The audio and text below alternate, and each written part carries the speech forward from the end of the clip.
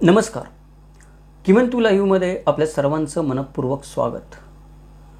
आडनावांचा इतिहास या मालिकेतील आजचा आपला 12वा व्हिडिओ आहे. या व्हिडिओमध्ये आपण जाणून घेणार आहोत प्राकृत शब्दांवरून मराठी आडनाव. आता प्राकृत शब्दांवरून मराठी आडनाव समजून घेण्याचा विषय का आला तर आपण फारसी शब्दांचा किंवा फारसी पदांचा मराठीवर काय परिणाम झाला ते मागच्या एका व्हिडिओमध्ये पाहिलं. फारसी आणि मराठीचा संबंध थोडक्यामध्ये पाहिलं. मागच्या एका व्हिडिओमध्ये आपण त्यानंतरच्या संस्कृत आणि मराठी भाषेचा एकमेकांशी काय संबंध येतो आणि त्यातले ऋषी नामही संस्कृत भाषेतल्या आडनावांशी कशी जुळतात तंतोतंत ते पाहिलं. काही आडनावं अशी आहेत की जी आडनावं काही केल्या तरी आपल्याला फारसीमध्ये पण सापडत नाहीत आणि संस्कृतमध्ये पण सापडत नाहीत, परंतु त्यांचा थोडाफार मागोवा आपल्याला प्राकृत भाषेमध्ये मिळतो. मग या मराठी आणि प्राकृत भाषेमध्ये संबंध काय आहे? मराठी आडनावं प्राकृतमध्ये का आढळतात आणि काही ठराविक आणि मोजकीच आडनावं प्राकृतमध्ये का आढळतात? जर मराठी भाषा ही प्राकृतमधून निर्माण झालेली असं म्हणतात तर मग प्राकृतमध्ये बहुतांश मराठी आडनावं का आढळत नाहीत? मोजकीच आडनावं प्राकृतमध्ये का आढळतात? या सगळ्या प्रश्नांचा आपण थोडक्यात आढावा घेणार आहोत आजच्या विषयामध्ये.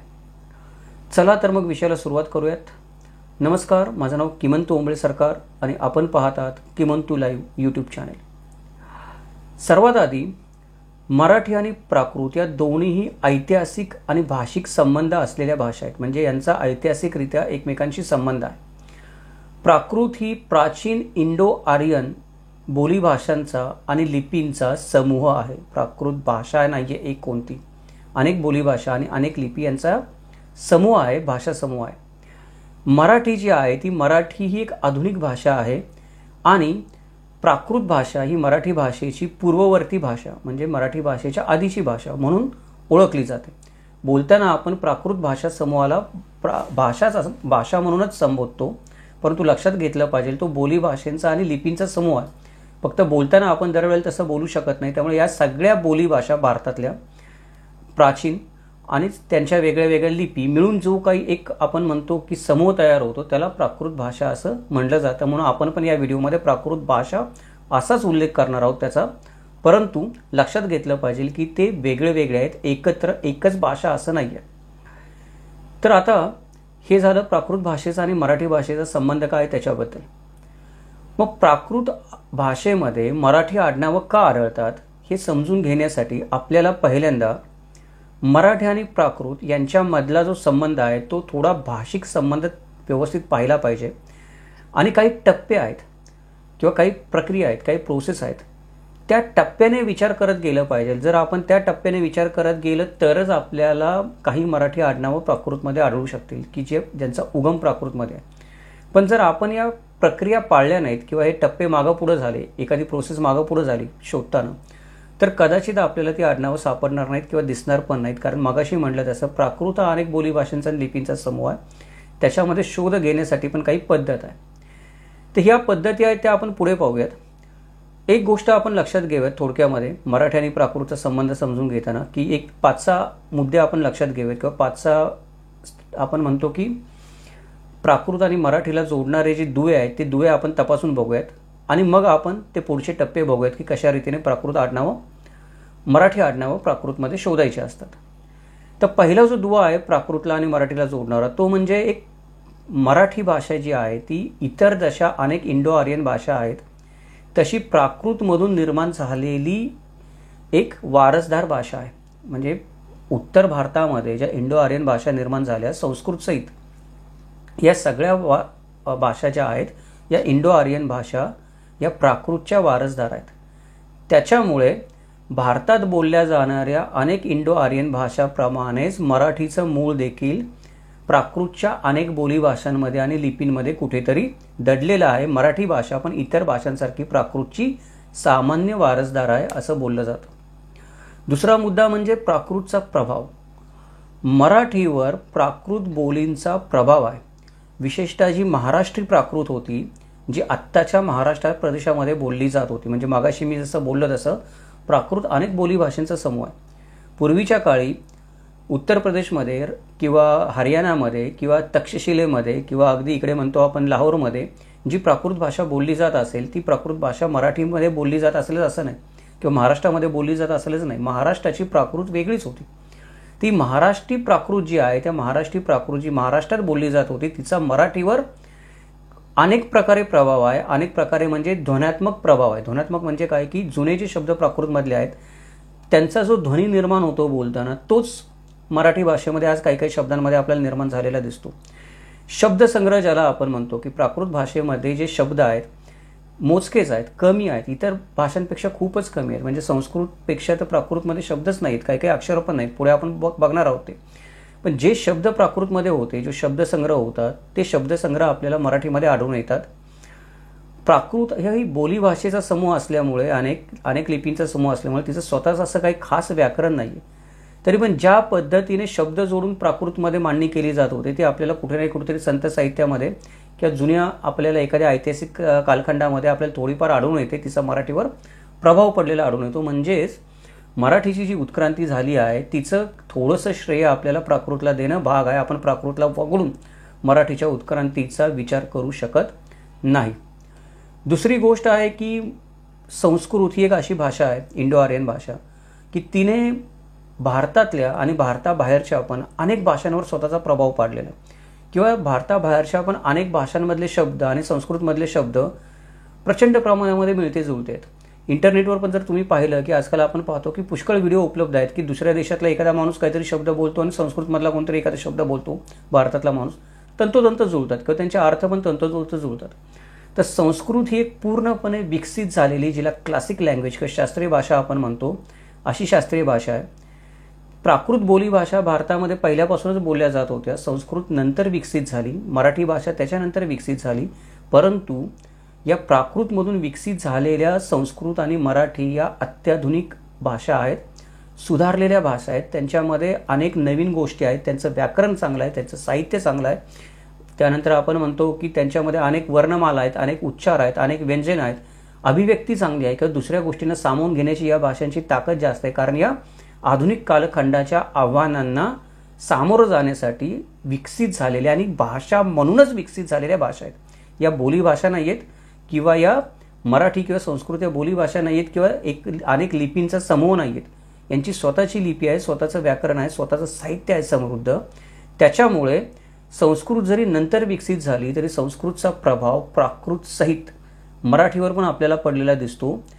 प्राकृतचा वापर जो होता तो जुन्या काळामध्ये आपण म्हणतो की अधिक अनौपचारिकरित्या केला जात असे, बोलताना किंवा दैनंदिन संभाषणामध्ये केला जात असे.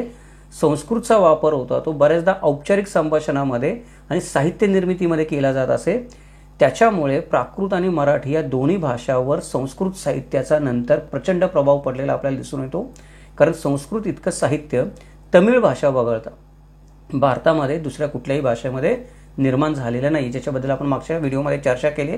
त्यामुळे इथे आपण जास्त बोलत नाही त्याच्याबद्दल. पण प्राकृतवर संस्कृतचा पण संबंध दिसतो आपल्याला, संस्कृतचा प्रभाव पडलेला दिसतो. त्यामुळे मराठीतले काही शब्द प्राकृतमध्ये आपल्याला आलेले दिसतात, संस्कृतच्या प्रभावाने मिळते जुळते वाटतात, ते गाळून घ्यावे लागतात. म्हणजे जर आपल्याला मूळ प्राकृत समजून घ्यायचे असेल ते संस्कृतचा प्रभाव पडलेले प्राकृतचे शब्द किंवा प्राकृतमधून संस्कृतनं उचललेला एखादा शब्द, त्यांच्या अर्थ हे सगळे गाळून मूळची प्राकृत बोली भाषा आपल्याला शोधावी लागते जर प्राकृतमधून आपल्याला काही शोधायचं असेल तर. पाचवा जो मुद्दा आहे तो असा आहे की प्राकृतमध्ये प्रादेशिक भिन्नता होती. प्रादेशिक भिन्नता म्हणजे मागाशी मी म्हणलं तसं की प्राकृत भाषा जी आहे ती वेगवेगळ्या भूभागामध्ये वेगवेगळ्या बोलीमध्ये बोलली जात होती, वेगवेगळ्या लिपीमध्ये लिहिली जात होती, वेगवेगळ्या काळामध्ये वेगळ्या वेगळ्या लिपी होत्या, वेगळ्या वेगळ्या बोली होत्या. म्हणजे जर भारताचा इतिहास 2000 वर्षाचा आहे आणि प्राकृतचा पण इतिहास 2000 वर्षाचाच ठेवला आपण, तर 2000 वर्षामध्ये प्राकृत बोली भाषा समान कधीही नव्हत्या. कोणत्याही बोली भाषेमध्ये किंवा कोणत्याही प्रदेशामध्ये त्या समान नव्हत्या, त्यांच्या लिखाणामध्ये समानता नव्हती, नियम नव्हते कोणतीही गोष्ट. त्याच्यामुळे या ज्या बोली भाषा होत्या या वेगळ्या वेगळ्या होत्या. याच्या उलट मराठी जी आहे ती मराठी एक प्रादेशिक बोली म्हणून विकसित झालेली भाषा आहे. त्या प्रदेशापुरती, त्या प्रदेशाच्या गरजा लक्षात घेऊन एक भाषा म्हणून विकसित झालेली भाषा आहे. त्याच्यामुळे मराठीतून जेव्हा तुम्ही प्राकृतमध्ये काही शोधायला जातात त्यावेळेला प्रचंड अडचणींचा सामना करावा लागतो. कारण त्या वेगळ्या वेगळ्या प्रदेशातल्या वेगळ्या वेगळ्या बोली भाषांमधले वेगळे वेगळे शब्द आणि व्याकरण आणि त्यातला नेमका कुठला शब्द मराठीमध्ये आलाय आणि त्यातला परत कुठला आडनावांशी जुळतो हे शोधणं आव्हानात्मक काम आहे. सहावी गोष्ट आहे ती म्हणजे लिपी. मराठी आणि प्राकृत या भाषा ऐतिहासिक आहेत आणि ऐतिहासिकदृष्ट्या ब्राह्मी लिपीसहित विविध लिप्यांमध्ये लिहिल्या जात असत. म्हणजे प्राचीन काळामध्ये जी महाराष्ट्री प्राकृत होती ती पण ब्राह्मी लिपीसहित वेगवेगळ्या अनेक लिपींमध्ये लिहिली जात असे. जी भारतीय उपखंडामध्ये प्रारंभिक वापरली जाणारी लिपी होती. म्हणजे सुरुवातीच्या काळामध्ये भारतीय उपखंडामध्ये जी वाचता येते आजच्या काळातली अशी प्रारंभिक लिपी जी होती ती ब्राह्मी लिपी होती. आणि कालांतराने या प्राकृतमधून जेव्हा वेगळ्या वेगळ्या भाषा निर्माण झाल्या तेव्हा त्यांनी वेगळ्या वेगळ्या लिपी स्वीकारल्या. त्यातली मराठीने देवनागरी लिपी स्वीकारली जी आत्ता मराठी लिहिण्यासाठी प्रमाणित लिपी आहे. त्यामुळे समस्या अशी आहे की आज मराठी देवनागरीमध्ये लिहिली जाते आणि प्राकृत आहे ती प्राकृत वेगळ्या वेगळ्या ब्राह्मी खरोष्टी अशा वेगळ्या वेगळ्या लिपींमध्ये लिहिलेली आपल्याला आढळते. त्यामुळे मराठी आडनाव एखाद्या जर प्राकृतमध्ये शोधायचं असेल तर या लिपींचा मोठा अडथळा आहे, संस्कृतच्या प्रभावाचा अडथळा आहे, वेगळ्या वेगळ्या बोलीभाषांचा अडथळा आहे. हे आपण समजून घेणं गरजेचं आहे. सातवा जो मुद्दा आहे तो सातवा मुद्दा असा आहे की मराठी आणि प्राकृत या दोन्ही भाषांना आपण म्हणू शकतो की समृद्ध साहित्यिक परंपरा आहे. त्याच्यामध्ये मोठ्या प्रमाणामध्ये साहित्य निर्माण झालेलं आहे. संत ज्ञानेश्वर असतील, तुकाराम महाराज असतील यांच्यासारखे प्रसिद्ध कवी लेखकांसहित मराठी साहित्याला मोठा वैविध्यपूर्ण इतिहास आहे. आणि प्राकृत भाषेमध्ये देखील विशेषतः जैन आणि बौद्ध परंपरेमध्ये लक्षणीय कृती निर्माण झालेल्या आहेत. परंतु हे मराठी आणि प्राकृत दोन्ही धरलं तरी साहित्याचा विचार केला तर संस्कृत वरचढ ठरते. संस्कृत इतकं साहित्य या दोन्ही भाषांमध्ये निर्माण झालेलं नाहीये. या संस्कृतच्या साहित्याचा दोन्हींवरही प्रभाव पडलेला आहे. त्याच्यामुळे परत एकदा जर एखादं साहित्याशी संबंधित आडनाव मी शोधत असेल किंवा एखादी साहित्यिक गोष्ट शोधत असेल किंवा त्या अनुषंगाने मला काही शोधाशोध करायचे असेल तर लिपींचे अडथळ, बोलीभाषेचे अडथळा, त्यानंतर संस्कृतच्या प्रभावाचा अडथळा, परत एकदा हा साहित्याचा अडथळा, हे पण अडथळे मला ध्यानामध्ये घ्यावे लागतात की पूर्णपणे प्राकृतमधलं साहित्य वेगळं आहे, त्यातले शब्द वेगळे आहेत, त्याची धारणा वेगळी आहे, त्याची मांडणी वेगळी आहे आणि त्याला काही मर्यादा पण आहेत. कारण प्राकृतलाच मुळामध्ये शब्द मर्यादा आहेत, त्यामुळे त्या साहित्याला पण शब्द मर्यादा आहेत. त्यामुळे मी जर एखादा आधुनिक शब्द त्यामध्ये शोधायला जात असेल तर मला तो सापडणारच नाही काही झालं तरी. पण या गोष्टी पण आपण लक्षात घेतल्या पाहिजेत. अजून एक गोष्ट आहे जी आडनाव शोधताना प्राकृतमध्ये अडचणीची होते ती म्हणजे की मराठी भाषा नंतरच्या काळामध्ये प्राकृतमधून निर्माण झाली. म्हणजे प्राकृतमधून ज्या उन्नत भाषा निर्माण झाल्या जशी संस्कृत आहे, मराठी आहे, त्याच पद्धतीने इतर ज्या भाषा निर्माण झाल्या त्या फार थोड्या भाषा आहेत ज्या जीवित भाषा आहेत. म्हणजे प्राकृतप्रमाणे बाकीच्या ज्या होत्या त्या आपण बोलीभाषेमध्येच राहिल्या किंवा मर्यादेमध्येच राहिल्या. त्या भाषांमध्ये तेवढी साहित्य निर्मिती भारत देशामध्ये झालेली आपल्याला दिसत नाही. मराठी किंवा संस्कृत वगळता ज्या भाषा प्राकृतमधून निर्माण झाल्या त्याच्यामध्ये पण संस्कृतने जगभरासहित भारत देशाच्या संपूर्ण आपण म्हणू शकतो की भाषिक समूहावर प्रभाव टाकला आहे स्वतःचा.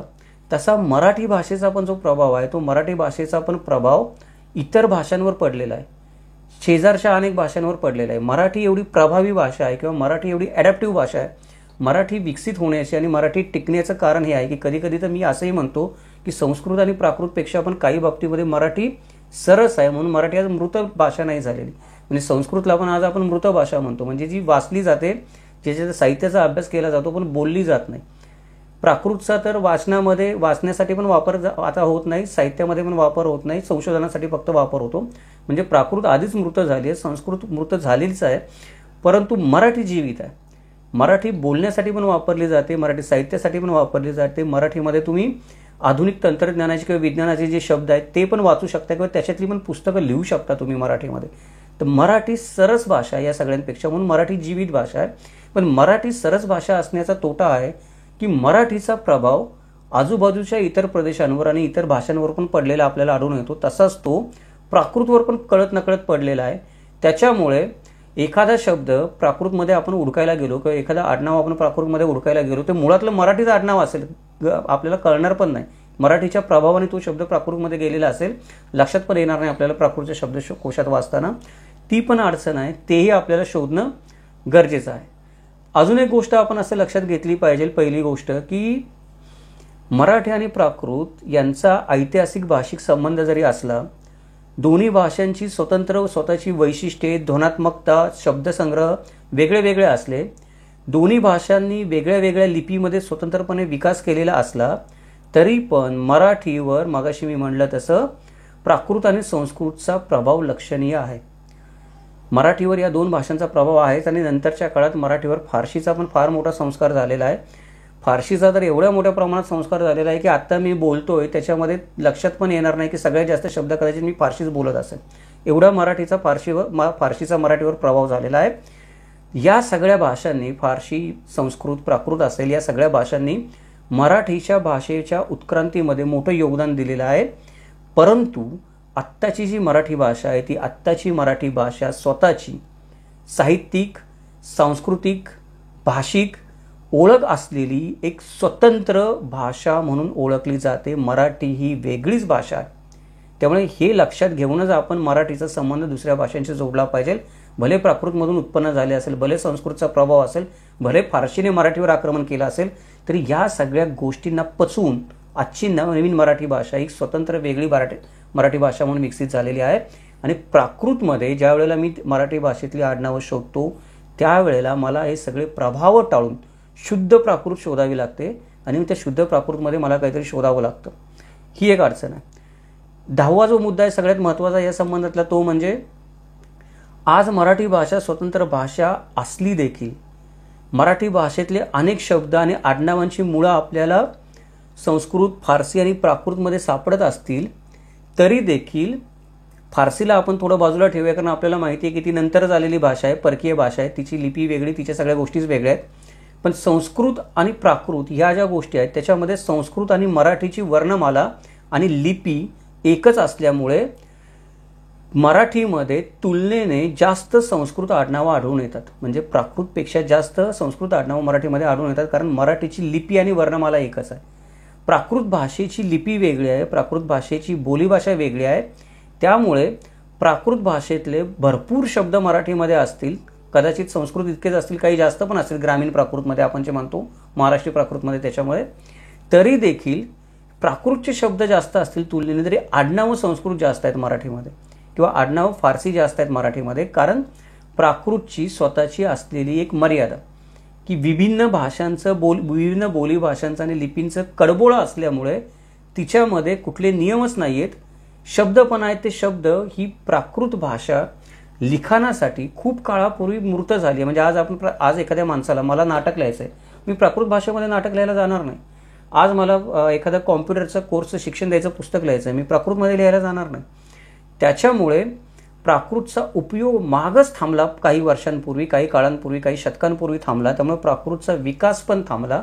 त्याच्यामुळे मराठीचा विकास होत राहिला, अजूनही होतोय, अजूनही पुढची काही शतकं होत राहील, वेगळीच मराठी आपल्याला दिसेल. मराठी एवढ्या सहजासहजी थांबणारी भाषा नाही आहे. त्यामुळे प्राकृतचा मराठीवरचा प्रभाव कमी झाला इतर भाषांपेक्षा, संस्कृत आणि फारसीपेक्षा. त्यामुळे तुलनेने प्राकृतमध्ये आपल्याला कमी आडनावं आढळून येतात. आता ही जी कमी आडनावं आढळून येतात आपल्याला, किंवा मराठी आडनावांचा कमी संदर्भ प्राकृतमध्ये सापडतो, तो संदर्भ शोधणं पण एवढं काही सोपं काम नाही. मागाशी मी म्हणलो तसं त्याच्यासाठी काही टप्पे आहेत, ते टप्पे पाळणं गरजेचे आहे, ती प्रोसेस पाळणं गरजेचं आहे. ती प्रोसेस काय ते आपण थोडक्यामध्ये बघूया. पहिल्यांदा आपण मनामध्ये धरलं पाहिजे पहिला मुद्दा प्रोसेसचा, किंवा पहिली प्रोसेसचा पहिला टप्पा आपण म्हणूयात. पहिली गोष्ट आपण ध्यानामध्ये ठेवली पाहिजे की प्राकृत पूर्णपणे मराठीपेक्षा वेगळी भाषा आहे.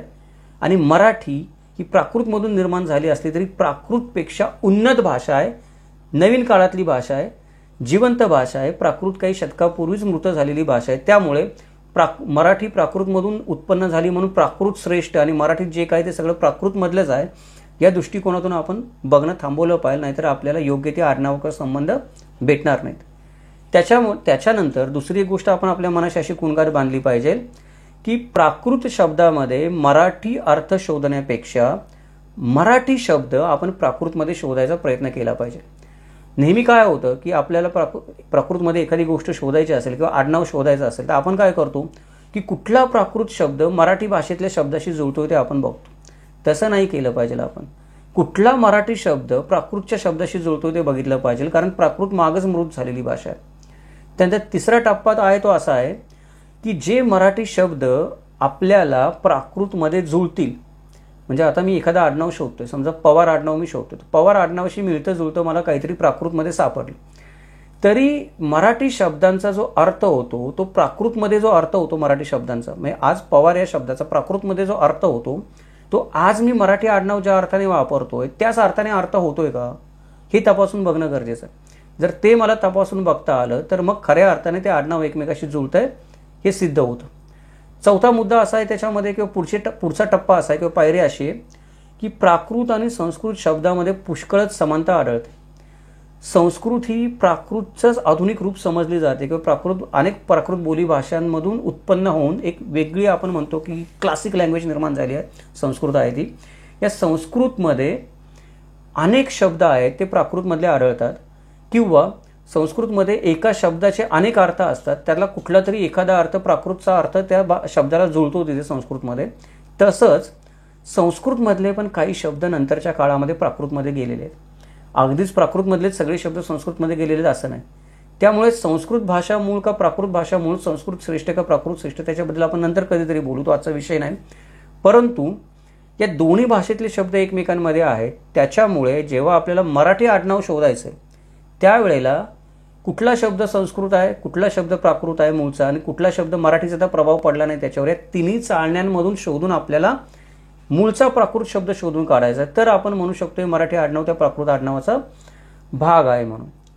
आता हे करायचं असेल तर आपल्याला काय करायला लागेल, पुढची पायरी काय की शुद्ध प्राकृत शब्द जर आपल्याला शोधायचा असेल, हा सगळा प्रभाव टाळायचा असेल तर आपल्याला संस्कृत आणि प्राकृतमध्ये समान असलेले शब्द सोडून द्यावे लागतात.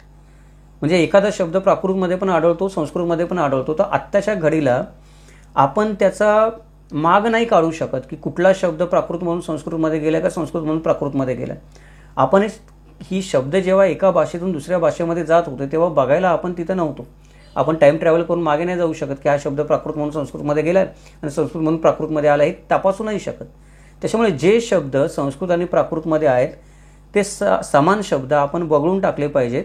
त्याच्यानंतर जे फक्त प्राकृतमध्ये शब्द आढळतात की त्याचा समानार्थी शब्द संस्कृतमध्ये आढळतच नाही कुठला, हा फक्त प्राकृतच शब्द आहे, अशा प्राकृत शब्दांशी आत्ताच्या काळातली कुठली मराठी आडनावं जुळतात हे आपण तपासून बघितलं तर आत्ताच्या एखाद्या आडनावाचा शुद्ध आपण जे म्हणतो तो शुद्ध प्राकृत संदर्भ आपल्याला मिळू शकेल किंवा मिळण्याची शक्यता निर्माण होईल.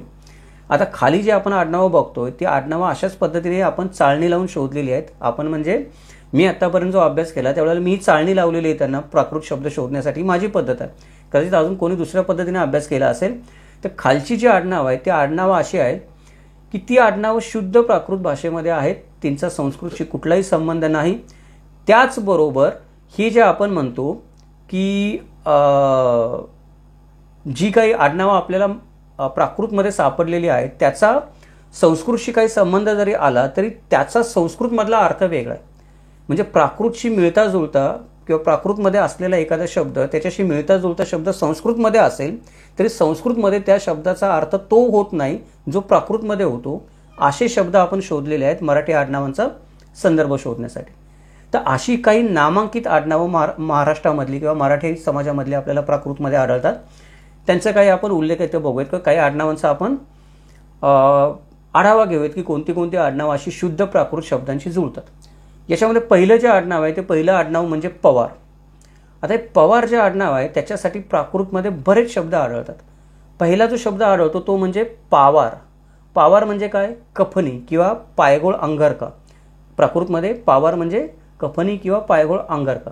त्याच्यानंतर याचेच अनेक आपण काय म्हणतो की वेगळे वेगळे उल्लेख सापडतात, वेगवेगळे उच्चार सापडतात आपल्याला. ते अपभ्रंश सापडतात. ते कसे आहेत की पावारिक.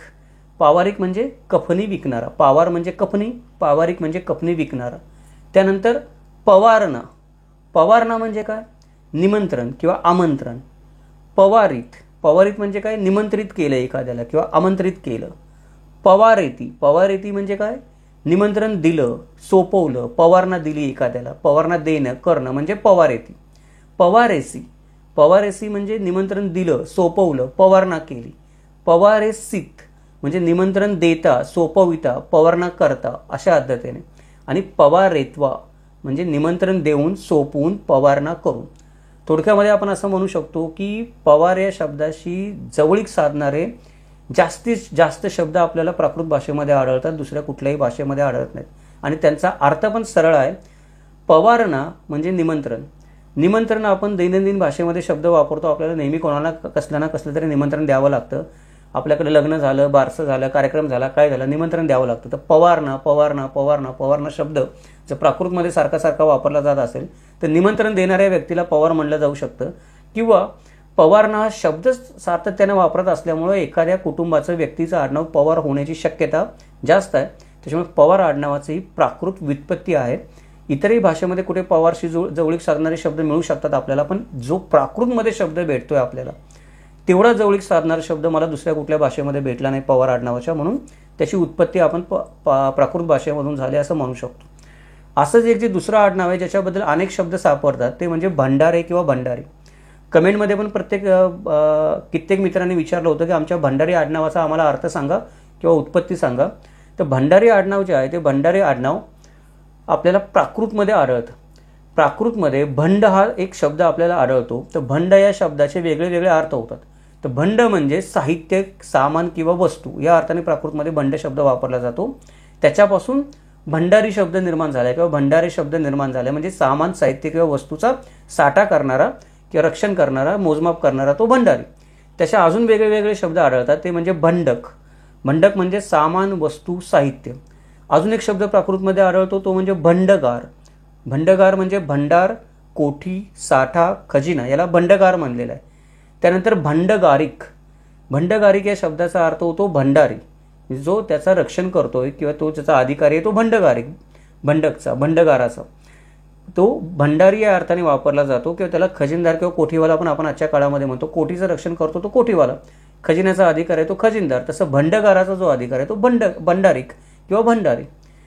संस्कृतमध्ये आता जो भंड शब्द आढळतो, संस्कृतमध्ये भंड शब्द आढळत नाही, संस्कृतमध्ये भंड हा शब्दच नाही आहे. संस्कृतमध्ये भांड हा शब्द आहे आणि भांड हा शब्द भांडे या शब्दाच्या अर्थाने वापरलेला आहे. मराठीमध्ये आपण ज्याला भांड म्हणतो त्याला संस्कृतमध्ये भांड म्हणलं जातं. याच्यानंतर कोणीतरी काहीतरी संस्कृतमध्ये आपण म्हणतो की उपमा, व्युत्पत्ती, बाकीच्या गोष्टी करून काहीतरी जुळवाजुळव करून तो भांड्या, भंड हा असं काहीतरी करू शकतं आणि ते भंडारी शब्द असं सांगू शकतं. संस्कृत ही भाषाच तेवढी लवचिक आहे आणि आपण म्हणतो की शक्तिमान भाषा आहे की तिच्यामध्ये कुठलेही तुम्ही त्या भाषेला वाकवाल तशी वाकवू शकता. परंतु मूळ शब्द जो आहे तो मूळ शब्द प्राकृतच आहे भंड आणि त्याचा अर्थ साहित्य, सामान, वस्तू आहे. त्यामुळे भंडारी जे आडनाव आहे ते भंडारी आडनाव हे प्राकृतमधूनच निर्माण झालेलं आहे आणि भंडारी समाजातले लोक आपण म्हणतो की इथले मूळ निवासी आहेत. ते मूळ निवासी आहे ते प्राकृत भाषेमधूनच त्यांचं आडनाव आलेलं आहे. तर इथले मूळ निवासी आहे ते सिद्ध करायला एवढा पुरावा आपल्याला पुरेसा आहे. त्याच्यानंतर महाराष्ट्रातली काही काही आडनाव आहेत वैशिष्ट्यपूर्ण जे पण आपल्याला आढळत नाहीत बाहेर कुठे. म्हणजे येसाजी कंक, शिवाजी महाराजांचे आपण म्हणतो की सहकारी होते. तर कंक आडनाव आलं कुठून? कंक आडनाव संस्कृतमध्ये पण नाही आहे, पण कंक हा शब्द प्राकृतमध्ये आहे आणि त्याचा अर्थ असा होतो सारस पक्षी किंवा बगळा. कोणी कंक आडनावाचे आपले मित्र असतील तर त्यांनी माहिती नसेल तर लक्षात ठेवायला काही हरकत नाही की त्यांचं आडनाव मूळचं प्राकृत आडनाव आहे. त्यानंतर शिर्के जे आडनाव आहे ते शिर्के आडनावाशी संबंधित सिक्का किंवा सिक्के किंवा शिक्का मोहर आपण ज्याला म्हणतो असा पण आपल्याला प्राकृतमध्ये एक शब्द सापडतो. त्यानंतर मोरे जे आडनाव आहे त्याच्याबद्दल आपण नंतर बोलूच 96 कोळी मराठा आडनावांबद्दल. पण मोरे आडनाव आपल्याला असं वाटतं की मौर्य किंवा संस्कृतमधल्या मयूर या शब्दापासून आलेलं आहे. पण मोरे या आडनाव हे मूळचं प्राकृत आडनाव आहे असं मला वाटतं. कारण प्राकृतमध्ये मोर या पक्षासाठी मोर हाच शब्द आहे. मोरचं मोरे होऊ शकतं. संस्कृतमध्ये जो मयूर शब्द वापरलेला आहे ते मयूरचं मयुरे नाही, मोरे नाही होऊ शकत. मयूरचं मयुरे होतं आणि मयूर हे दुसरं आडनाव मराठीमध्ये आहे. म्हणजे संस्कृतच्या मयूरचं मयुरे झालेलं एक आडनाव मराठीमध्ये सेपरेट आहे. त्यामुळे मोरे या आडनावाचा संस्कृत आडनावाशी काही संबंध नाही, त्याचा प्राकृत भाषेशी संबंध आहे. मोर या पक्षापासून हे मोरे आडनाव निर्माण झालेलं आहे. आता मौर्य या शब्दाशी किंवा मौर्य वंशाशी त्यांचा काय संबंध हा वेगळा इतिहास आहे, त्याच्याबद्दल आपण नंतर बघू. पण मोरे हे आडनाव मौर्य किंवा मयूर या संस्कृत शब्दाशी जुळण्यापेक्षा प्राकृत या मोर शब्दाशी जास्त जुळतं हे आपण लक्षात घेतलं पाहिजे. त्यानंतर पाटणकर म्हणून एक आडनाव आपल्याकडे आढळून येतं किंवा पाटण नावाचं एक शहर आहे कोयना नदीच्या किनारी वसलेलं आपल्याकडे. तर याच्यामध्ये हे पाटण नाव पडलं कसं असावं त्या शहराचं, गावाचं, आणि पाटणकर आडनाव कसं पडलं असावं? तर संस्कृतमध्ये आपल्याला एक पत्तन म्हणून शब्द आढळतो. पत्तन या शब्द संस्कृतमध्ये काय सांगतो? शहर, पूर, नगर किंवा मोठे गाव असं पत्तन या शब्दाचा संस्कृतमध्ये अर्थ होतो. त्याच्या विपरीत प्राकृतमध्ये पट्टण म्हणून एक शब्द आहे. पट्टण या शब्दाचा अर्थच सांगितला आहे नदी काठचे शहर. म्हणजे जे शहर नदीकाठी बसलेलं आहे ते पट्टण. संस्कृतमध्ये नदीकाठी बसलेल्या कुठल्याही शहराला स्पष्ट असं नाव दिलेलं नाही आहे वेगळं कुठलं. संस्कृतमध्ये जे काही शहरांचा उल्लेख केलेला आहे, शहर, नगर, पत्तन, मोठं गाव वगैरे, छोटं गाव पण नदीकाठी बसलेलं शहर असं कुठला उल्लेख करणारा स्पष्ट शब्द नाही आहे किंवा वेगळा स्वतंत्र शब्द संस्कृतमध्ये नाही. प्राकृतमध्ये शब्द आहे. पट्टण म्हणजे नदीकाठचे शहर. त्याच्यावरून आपण म्हणू शकतो की पाटण, पट्टणचा अपभ्रंश आहे नदीकाठचे शहर आणि त्याचंच आडनाव होऊन पुढे पाटणकर आडनाव झालेलं आहे. कोणी पाटणकर मित्र असतील आपले तर त्यांच्यासाठी माहिती उपयुक्त ठरेल. त्यानंतर कदंब राजवंश आपण म्हणतो. तर कदंब राजवंश जो आहे तर तो कदंब वृक्षावरून आलेला आहे असं म्हणतात की कदंब हा वृक्ष आहे. तर कदंब या वृक्षाचं कदंब हे नाव पडलं कुठून त्या वृक्षाला? तर कदंब या वृक्षाला कदंब हे नाव प्राकृत भाषेमध्ये पडलेलं आहे. प्राकृतमध्ये कदंब हा नाव आपल्याला त्या वृक्षासाठी आढळून येतं, दुसऱ्या कुठल्या भाषेमध्ये आढळून येत नाही. त्यामुळे कदंब हे आडनाव कोणाचं असेल तर ते पण प्राकृत आहे. कदंबवरून जर कोणी कदम आडनावाची उत्पत्ती करत असेल त्यांनी पण समजायला हरकत नाही की त्यांच्या आडनावाची उत्पत्ती प्राकृतमधून झालेली आहे, संस्कृतमधून झालेली नाही. त्यानंतर घोरपडे आडनाव आहे. तर घोरपडे ही पदवी मिळाली असं समजतात. तर ठीक आहे, घोरपडे ज्यांना पदवी मिळाली त्यांचा विषय वेगळा आहे. परंतु अशी पुष्कळ कुटुंब आहेत आज समाजामध्ये की ज्यांना घोरपडे पदवी नाही मिळाली, त्यांचं मूळचं आडनावच घोरपडे आहे. मग घोरपडे आडनाव पडलं कुठून? तर घोरपडे या शब्दाशी मिळता जुळता म्हणजे घोरपड या प्राण्याला गोधा असा एक शब्द प्राकृतमध्ये आहे, त्याचा अपभ्रंश होऊन घोरपडे झालेला आहे. गोधाचं घोरपड, गोदरपड, घोरपड आणि नंतर घोरपडे असं प्राकृतमध्ये त्याची उत्पत्ती सांगतात. त्यामुळे घोरपडे आडनाव पण प्राकृतमध्ये आहे. त्यानंतर अजून एक आडनाव आहे गोळे. आता गोळे आडनाव आहे, गोळे आडनाव कुठून आलं प्रश्न पडतोय. तो आडनीड आडनाव आहे. तर गोळे आडनाव जे आहे ते गूळ या प्राकृत शब्दापासून निर्माण झालेलं आहे. गूळ हा जो शब्द आहे मूळचा प्राकृत शब्द आहे किंवा गोळा आपण ज्याला म्हणतो, त्या गोळा शब्द जो आहे तो प्राकृतमध्ये वापरला गेलेला आहे आणि त्याच्यापासून गोळे हे आडनाव निर्माण झालेलं आहे. गूळ हा शब्द संस्कृतमध्ये तुम्हाला आढळून येणार नाही. संस्कृतमध्ये साखर, रस, ऊस वगैरे ते शब्द आढळतील. गूळ शब्द नाही. गूळ हा शब्द प्राकृत शब्द आहे, प्राकृतमध्ये त्याची निर्मिती झालेली किंवा तो गेला असेल ना संस्कृतमध्ये तरी तो प्राकृतमधून गेलेला आहे. मागाशी जसं आपण म्हटलं तसं प्राकृतमधून संस्कृतमध्ये काही शब्द गेलेत, संस्कृतमधून प्राकृतमध्ये आलेत. तर गूळ हा शब्द इकडून तिकडे जाण्याची शक्यता जास्त आहे, तिकडून इकडे येण्याची शक्यता नाही आहे बिलकुल. पुढचं आडनाव आहे ते म्हणजे डुबल. डुबलचा विका राजवाडेंनी दुर्बल असा संस्कृत शब्दाशी संबंध जोडलेला आहे. पण दुर्बलपेक्षा अजून एक जास्त समर्पक शब्द डुबलशी मिळता जुळत आहे, तो म्हणजे दुब्बल. दुर्बल जास्त डुबलशी जुळतं का दुब्बल जास्त डुबलशी जुळतं? तर मला वाटतं दुब्बल जास्त जुळतं. तर दुब्बल हा शब्द आहे, हा प्राकृत शब्द आहे, त्याचा पण अर्थ दुर्बलच होतो किंवा अशक्त असा होतो. परंतु डुबलशी मिळता जुळता दुब्बल हा शब्द जास्त आहे दुर्बल शब्दापेक्षा. त्यामुळे दुब्बल या प्राकृत आडनाव शब्दावरून डुब्बल हे आडनाव निर्माण झालं आहे असं आपण म्हणू शकतो. अजून एक आडनाव ते म्हणजे परिहार. तर परिहारी असा एक प्राकृत शब्द आहे, त्याचा अर्थ होतो की सांभाळणे किंवा रक्षण करणे. एखाद्याला सांभाळलं, रक्षण केलं, परिहार केलं, त्याचं परिहारी केलं, त्याच्यावरून परिहार हे आडनाव आलेलं आहे. परिहारी हा या अर्थाने दुसरा शब्द आपल्याला संस्कृतमध्ये आढळत नाही. 13वं आडनाव आहे ते म्हणजे घाणेकर. घाणेकर हे आडनाव प्राकृत शब्द घाण याच्यापासून निर्माण झालेलं आहे. घाण म्हणजे कचरा नाही. आपल्याकडे आज आपण घाण शब्द मराठीमध्ये कचरा या अर्थाने वापरतो. घाण म्हणजे श्वसनेंद्रिय, नासिका किंवा घ्राणेंद्रिय या अर्थाने घाण शब्द वापरलेला आहे. त्याच्यावरून घाणेकर हे आडनाव निर्माण झालेलं आहे. अजून एक आडनाव आपल्याला आढळतं ते म्हणजे चोरे. तर चोरे हा आडनाव आहे ते मूळ प्राकृत शब्द चोर याच्यापासून निर्माण झालेलं आहे.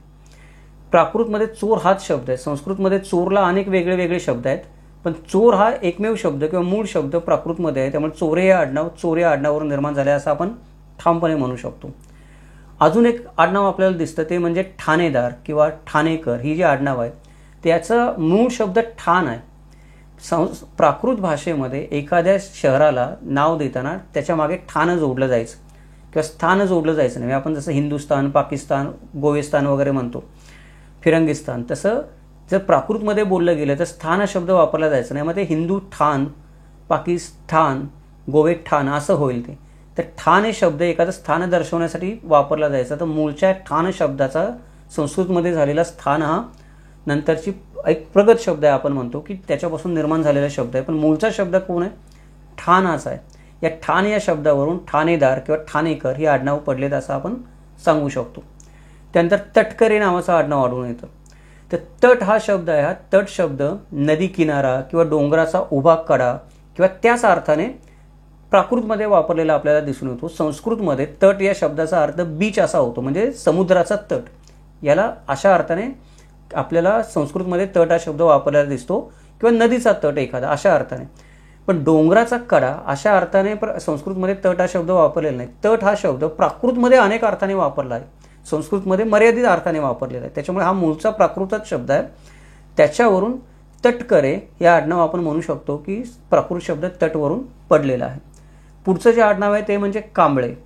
कांबळे जे आडनाव आहे ते मूळचा कंबल हा जो प्राकृत शब्द आहे त्याच्यावरून आलेला आहे. कंबल या शब्दाचे कांबळी, घोंगडे, लोकरीचे पांघरूण असे वेगळे वेगळे अर्थ प्राकृतमध्ये दिलेले आहेत. कंबलशी मिळता जुळता शब्द संस्कृतमध्ये पण आढळतो, पण तो एकमेव अर्थ आपल्याला संस्कृतमध्ये सापडतो त्याचा. प्राकृतमध्ये याचे वेगळे वेगळे अर्थ सापडतात, वेगळे वेगळे घोंगड्यांचे प्रकार सापडतात, त्याला वेगळी वेगळी नावं सापडतात कंबलची अपभ्रंश झालेली प्राकृतमध्ये. त्याच्यामुळे कांबळे हे आडनाव, कांबळी जी याला घोंगडं खाली टाकतात त्याला कांबळी म्हणतात, घोंगडं म्हणतात, त्याच्यावरून कांबळे आडनाव निर्माण झालेलं आहे मूळच्या प्राकृत शब्दावरून. अजून एक आडनाव आहे जे नाहीसं झालेलं आहे किंवा आपण ज्याला राजवंशाचं नाव पण म्हणू शकतो, ते म्हणजे नहापण. जो शक राजा, सातवाहन राजाच्या काळामध्ये चालून आला होता, त्यांच्यामध्ये लढाई झाली, त्याचं नाव नहापण असं होतं. हे नहापण आडनाव होतं आधी, ते आता वापरामध्ये नाही आहे, पण नहापण हा मूळचा संस्कृत शब्द आहे. नहापण म्हणजे आंघोळ करणे, स्नान करणे किंवा धुणे. असे कित्येक शब्द आडनाव म्हणून वापरात असतील प्राकृतमधले, ते काळाच्या ओघामध्ये नाहीसे झाले. ते नहापण सांगण्याचं कारण काय, प्राकृत भाषाच वापरात यायला बंद झाली किंवा प्राकृत भाषेचाच वापर होऊन शतकं उलटली आता भारत देशामध्ये. त्याच्यामुळे त्यातले शब्द पण आडनाव म्हणून वापरायला आता कमी यायला लागली किंवा आपोआप त्या शब्दांचा वापरांचा आडनाव म्हणून वापर कमी झाला, भाषाच बंद झाल्यामुळे ती वापरामध्ये. आणि जी आडनावं होती त्या भाषेतली ती पण काळाच्या ओघामध्ये हळूहळू नष्ट होत गेली. काही वंश नष्ट झाले, काही माणसं नष्ट झाली, काही राज्य नष्ट झाले, परिस्थिती बदलली. त्यातलंच एक नहापण आहे, हे पण आडनाव प्राकृतमध्ये होतं, जे काळाच्या ओघामध्ये प्राकृत भाषा मागे गेली तसे आडनाव पण मागे मागे जाता वापरामध्ये बंद झालं. तर ही काय झाली, ही 18 काही नामांकित आडनावं झाली. आता काही खाद्यपदार्थावरून जे आडनावं मराठीमध्ये आढळतात त्यांची पण मुळं आपल्याला प्राकृतमध्ये आढळतात. यातली 5 आडनावं बघूयात आपण जे आपल्याला प्राकृतमध्ये सापडतात ती. पहिलं जे आडनाव आहे ते म्हणजे साखरे किंवा साखरे. तर साखरे हे जे आडनाव आहे हे सक्करा या प्राकृत शब्दावरून आलेलं आहे. सखरा या प्राकृत शब्दाचा अर्थ साखर असा होतो. आता कोणी म्हणेल मग संस्कृतमध्ये पण शब्द आहे. संस्कृतमध्ये साखर हा शब्द नाही मित्रांनो, संस्कृतमध्ये शर्करा हा शब्द आहे. तो पण सक्करावरूनच निर्माण झालेला आहे. सक्करावरून शर्करा असा संस्कृतमध्ये शब्द निर्माण झालेला आहे तो. पण साखर हा शब्द शर्करा या शब्दाशी जुळण्यापेक्षा सखरा या शब्दाशी जुळतो आणि शर्करा शब्द पण परत येऊन सक्कराशीच जुळतो. तर आपण म्हणू शकतो की साखर हा शब्द सखरा या प्राकृत शब्दावरून निर्माण झालेला आहे. त्यामुळे साखर हे आडनाव मूळचं प्राकृत आडनाव आहे, ते मूळचं संस्कृत शब्द सक्करावरून निर्माण झालेलं आहे. त्याच्यानंतर अजून एक आडनाव आहे आपल्याकडे गुळवणे. मागाशी मी म्हटलं तसं गुळ हा मूळचा प्राकृतच शब्द आहे, त्याच्यामुळे गुळवरून गुळवणे आडनाव निर्माण झालेलं आहे. जे आपण गुळवणी बनवतो पुरणपोळी पिताना वगैरे त्याच्यावरून ते आडनाव पडलेलं आहे. त्यानंतर लसणे, लसाणे किंवा लसूणे ही जी आडनावं आपल्याला मराठीमध्ये आढळतात लसूण याच्यावरून, तर ते लसूण हा मूळचा प्राकृत शब्द आहे. संस्कृतमध्ये लशून हा शब्द आहे, लसूण हा शब्द नाही, संस्कृतमध्ये लशून म्हणतात. त्यामुळे जर लसूणे आडनाव असेल तर ते लसूण या प्राकृत शब्दावरूनच आलेलं आहे. अजून एक आडनाव आपल्याला आढळतं लोणकर म्हणून. मराठा समाजामध्ये आणि जैन समाजामध्ये पण मोठ्या प्रमाणात आढळतं ते. लोणकरचा अर्थ काय होतो, तर लोण हा प्राकृत शब्द आहे, त्याचा अर्थ होतो मीठ किंवा क्षार किंवा खारट किंवा क्षारयुक्त पदार्थ. आणि हे मीठ गोळा करणारा म्हणजे लोण गोळा करणारा तो कोण, लोणारी. मीठ गोळा करणारा आपण त्याला आजच्या मराठीमध्ये काय म्हणतो, मिठारी. प्राकृत शब्द लोण म्हणजे मीठ, तर ते लोण गोळा करणारा लोणारी किंवा त्या मिठापासून मीठ बनवणारा मिठकर किंवा जे प्राकृत शब्द लोण आहे, लोणपासून मिठा आपण जे म्हणतो की लोण बनवणारा तो लोणकर. अशा अर्थाने आपल्याला लोणकर हे आडनाव निर्माण झालेलं दिसतं. संस्कृतमध्ये लोणकर हे आडनाव आपण म्हणतो, ते लोणकर हे आडनाव संस्कृतमध्ये आपल्याला आढळून येतं का आढळून येत नाही आता सांगता येणार नाही पटकन मला, एक मिनिट. लोणकर हे जे आडनाव आहे संस्कृतमध्ये याच्यासाठी लोणार नावाचा शब्द आहे. संस्कृतमध्ये लोणार म्हणजे एक प्रकारचं मीठ असं म्हणलेलं आहे. लोणार म्हणजे मिठाचा अनेक मिठांपैकी एका मिठाचा प्रकार मीठ. पण इथे पण हे लोणार जो शब्द आहे तो मूळच्या प्राकृत लोण शब्दावरून आला आहे असं आपण म्हणू शकतो. कारण लोण हा मूळ शब्द लोणार या शब्दामध्ये आढळून येतो आपल्याला आणि तो मूळचा वापरला गेला आहे प्राकृतमध्ये. त्यामुळे लोणकर हे आडनाव हे पण मूळचं प्राकृत आडनाव आहे. त्याच्याबरोबर जांभळे म्हणून आपल्याला एक आडनाव आढळतं. तर जांभळेला जंबू हा शब्द आहे. हा जंबू हा शब्द जंबू म्हणजे जांभूळ अशा अर्थाने प्राकृतमध्ये आढळतो, संस्कृतमध्ये आढळत नाही. त्याच्यामुळे जांभळे हे जे आडनाव आहे हे पण आपण म्हणू शकतो की प्राकृत भाषेवरून आलेलं आहे. त्याच्यानंतर पशु पक्ष्यांवरून काही आडनावं आपल्याला मराठीमध्ये प्राकृतमधून आलेली आहेत. ही 5 आडनावं आपण बघूयात कुठली आलेली आहेत.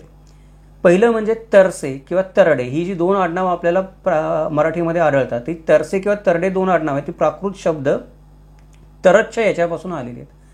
तरच्छ याचा अर्थ तरस किंवा कोल्हा असा होतो प्राकृतमध्ये. संस्कृतमध्ये तरच्छ, तरस किंवा कोल्हा असे शब्दच नाहीत. तरच्छ हा शब्दच नाही संस्कृतमध्ये. संस्कृतमध्ये ताराच्छाई नावाचा शब्द आहे. ताराच्छाई म्हणजे प्रकाश परावर्तित करणारे तारे. त्याच्यामुळे तरसे किंवा तरडे आडनावाचे कोणी आपले मित्र असतील तर त्यांनी समजायला हरकत नाही, त्यांचं आडनाव प्राकृत शब्दावरून आलेलं आहे. त्यानंतर नाग हे जे मूळचं आडनाव आहे, तर नाग आहे ते नाग याचा अर्थ प्राकृतमध्ये सर्प असा होतो. त्यानंतर हत्ती असा पण होतो आणि श्रेष्ठ पुरुष असा पण होतो. म्हणजे प्राकृतमध्ये नाग या शब्दाचे अनेक अर्थ होतात. संस्कृतमध्ये नाग हा शब्द आहे, पण संस्कृतमध्ये नाग हा शब्द प्रामुख्याने आपण ज्याला आजचा किंग कोब्रा म्हणतो, त्या किंग कोब्रा या एखाद्या जातीच्या सापाला नाग असं म्हणलेलं आहे संस्कृतमध्ये. कारण संस्कृतमध्ये सरपटणाऱ्या प्राण्यांना अनेक शब्द आहेत. त्याच्यामध्ये सर्प शब्द आहे, त्यानंतर साप असा शब्द आहे, अजूनही अनेक वेगवेगळे शब्द आहेत जे वेगवेगळ्या सरपटणाऱ्या प्राण्यांची माहिती देतात. नाग हा शब्द हा पूर्णपणे किंग कोब्रासाठी वापरला जातो फक्त आणि फक्त संस्कृतमध्ये. पण प्राकृतमध्ये नाग हा शब्द साप, हत्ती, श्रेष्ठ पुरुष अशा अर्थाने वापरला जातो. त्याच्यामुळे नाग हा मूळचा प्राकृत शब्द आहे असं आपण म्हणू शकतो, जो किंग कोब्रा या जातीसाठी सापाच्या वापरासाठी प्राकृतमधून संस्कृतमध्ये गेलेला आपल्याला दिसून येतो. त्यानंतर अजून एक आडनाव आपल्याला दिसून येतं प्राण्यांचं, ते म्हणजे मुंगुसे. मुंगसे आडनाव आहे आपल्या मराठीमध्ये.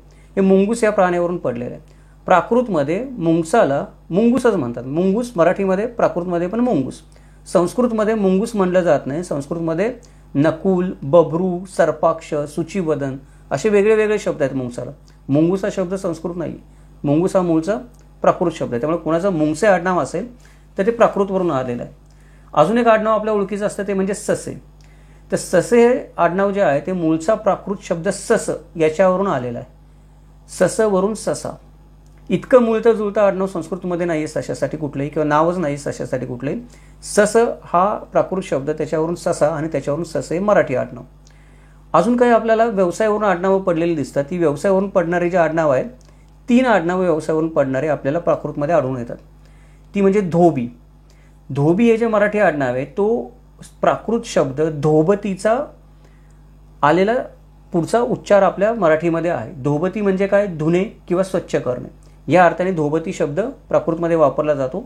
त्याचा अपभ्रंश होऊन धोबी हे मराठी आडनाव तयार झालेलं आहे. त्यानंतर तेली. तेली हे आडनाव तेल या प्राकृत शब्दापासून निर्माण झालेलं आहे. तेल गाळणारा तो तेली. तेल या शब्दाचा तेल असा शब्द संस्कृतमध्ये नाही आहे. संस्कृतमध्ये तैलेय असा शब्द आहे. तैलेय म्हणजे तेली म्हणायचं का तेल गाळणारा तो तेली म्हणायचं? तेलवरून आलेला तर तेल गाळणारा तो तेली. त्यामुळे प्राकृतशी हे मिळतं जुळतं जास्त आडनाव आहे. त्यानंतर शिंपी हे जे आडनाव आपण वापरतो, शिंपी हे आडनाव आहे हे प्राकृत शब्द सुत्तीवरून निर्माण झालेलं आहे. आणि सुत्ती हा प्राकृत शब्द सुत्त या शब्दापासून निर्माण झालेला आहे. सुत्त या शब्दाचा अर्थ होतो धागा, दोरा किंवा सुत्त.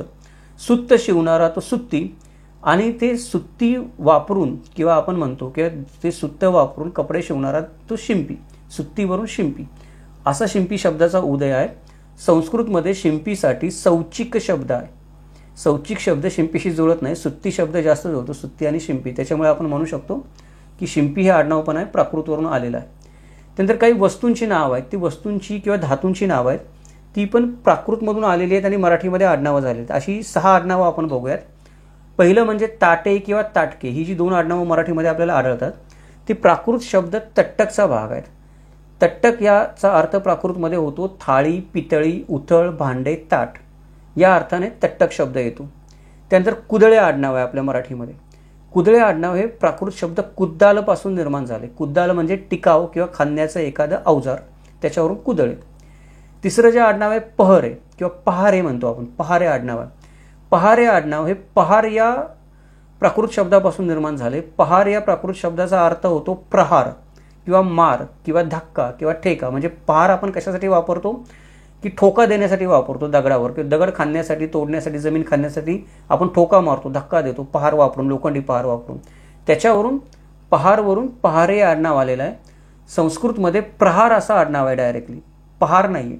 आपण मराठीमध्ये पहार म्हणतो आणि आडनाव पहारे आहे, त्याच्यामुळे ते प्राकृत पहारवरून आलेलं आहे, संस्कृत प्रहारेवरून आलेलं नाही आहे. अजून एक आडनाव आपल्याला आढळतं ते म्हणजे फाळके. फाळके जे आडनाव आहे ते प्राकृत शब्द फाल याच्यावरून आलेलं आहे.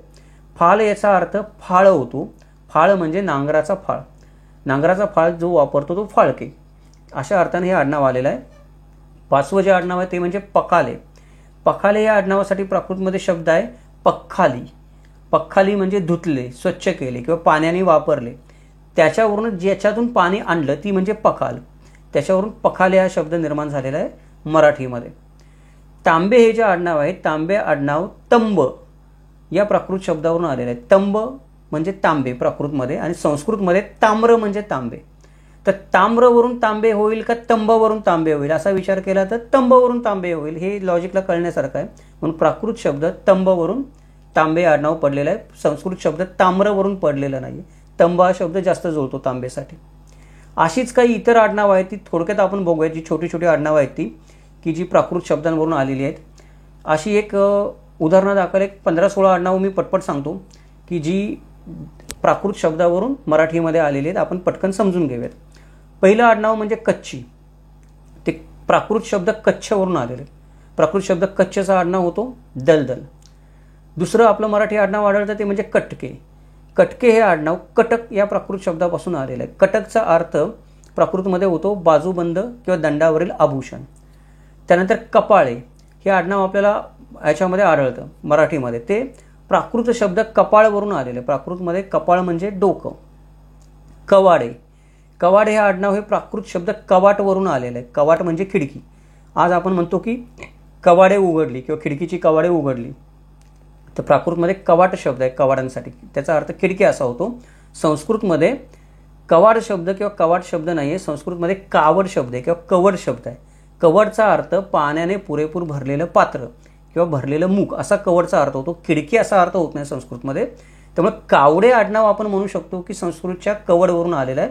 पण कवाडे आडनाव जे आहे ते कवाडे आडनाव प्राकृतच्या कवट या शब्दावरून आलेलं आहे. आडनावांचा शोध घेताना असे छोटे छोटे सूक्ष्म फरक लक्षात घेणं गरजेचं आहे, ज्याच्यामुळे गफलत होऊ शकतं की कुठून नेमकं आडनाव आलेलं आहे त्यावरून. दुसरं आपण म्हणतो की एक वर्णदर्शक आडनाव आहे, ते म्हणजे रंगदर्शक आडनाव आहे, ते म्हणजे काळे.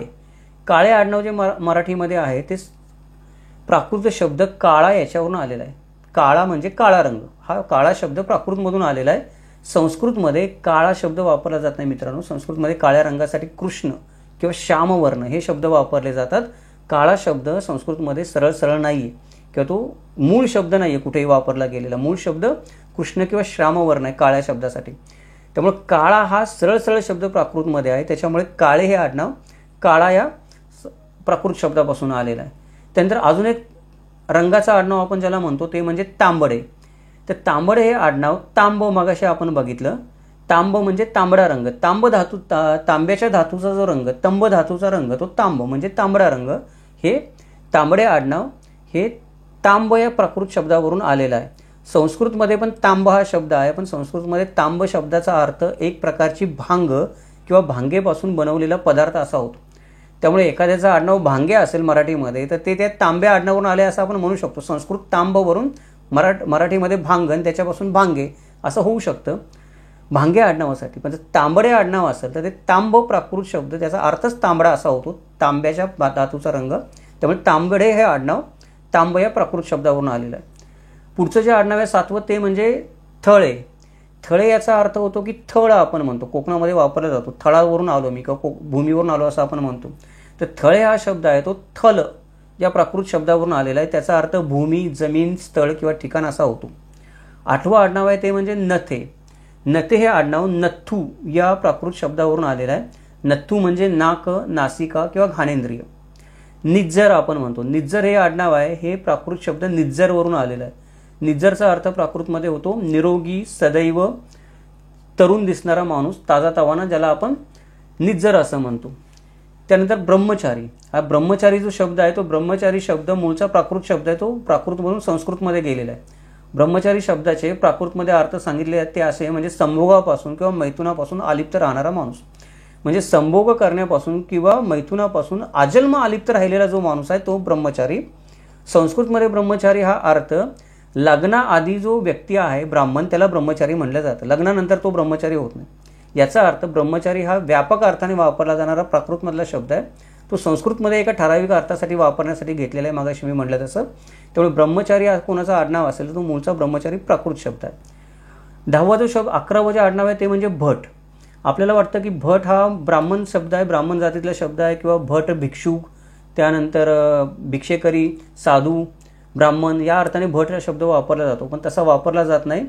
भट हा शब्द सैनिक या अर्थाने वापरला जातो. प्राकृतमध्ये भट या शब्दाचा अर्थ होतो सैनिक, आणि संस्कृतमध्ये पण तुम्ही बघितलं तर भट या शब्दाचा अर्थ होतो सैनिक. भट या शब्दाचा अर्थ भटभिक्षुक होत नाही संस्कृतमध्ये पण. त्याच्यामुळे कोणाचं आडनाव भट असेल तर आपण म्हणू शकतो की भट म्हणजे सैनिक, आणि भटांच्या सेनेला भटसेना असं पण म्हणलेलं आपल्याला आढळून येतं. बाजीराव पेशवे जे होते किंवा पेशव्यांचं मूळचं आडनाव होतं ते भट होतं कोकणामधले, तर ते मूळच्या सैनिकी पेशातलेच लोक असणार आहेत, ब्राह्मण जातीतले असले तरी नंतरच्या काळामध्ये. भट हे जे काय आहे हे सैनिकासाठी वापरलं जाणारं आडनाव, हे आपण लक्षात घेतलं पाहिजे प्राकृत आणि संस्कृत दोन्हीमध्ये.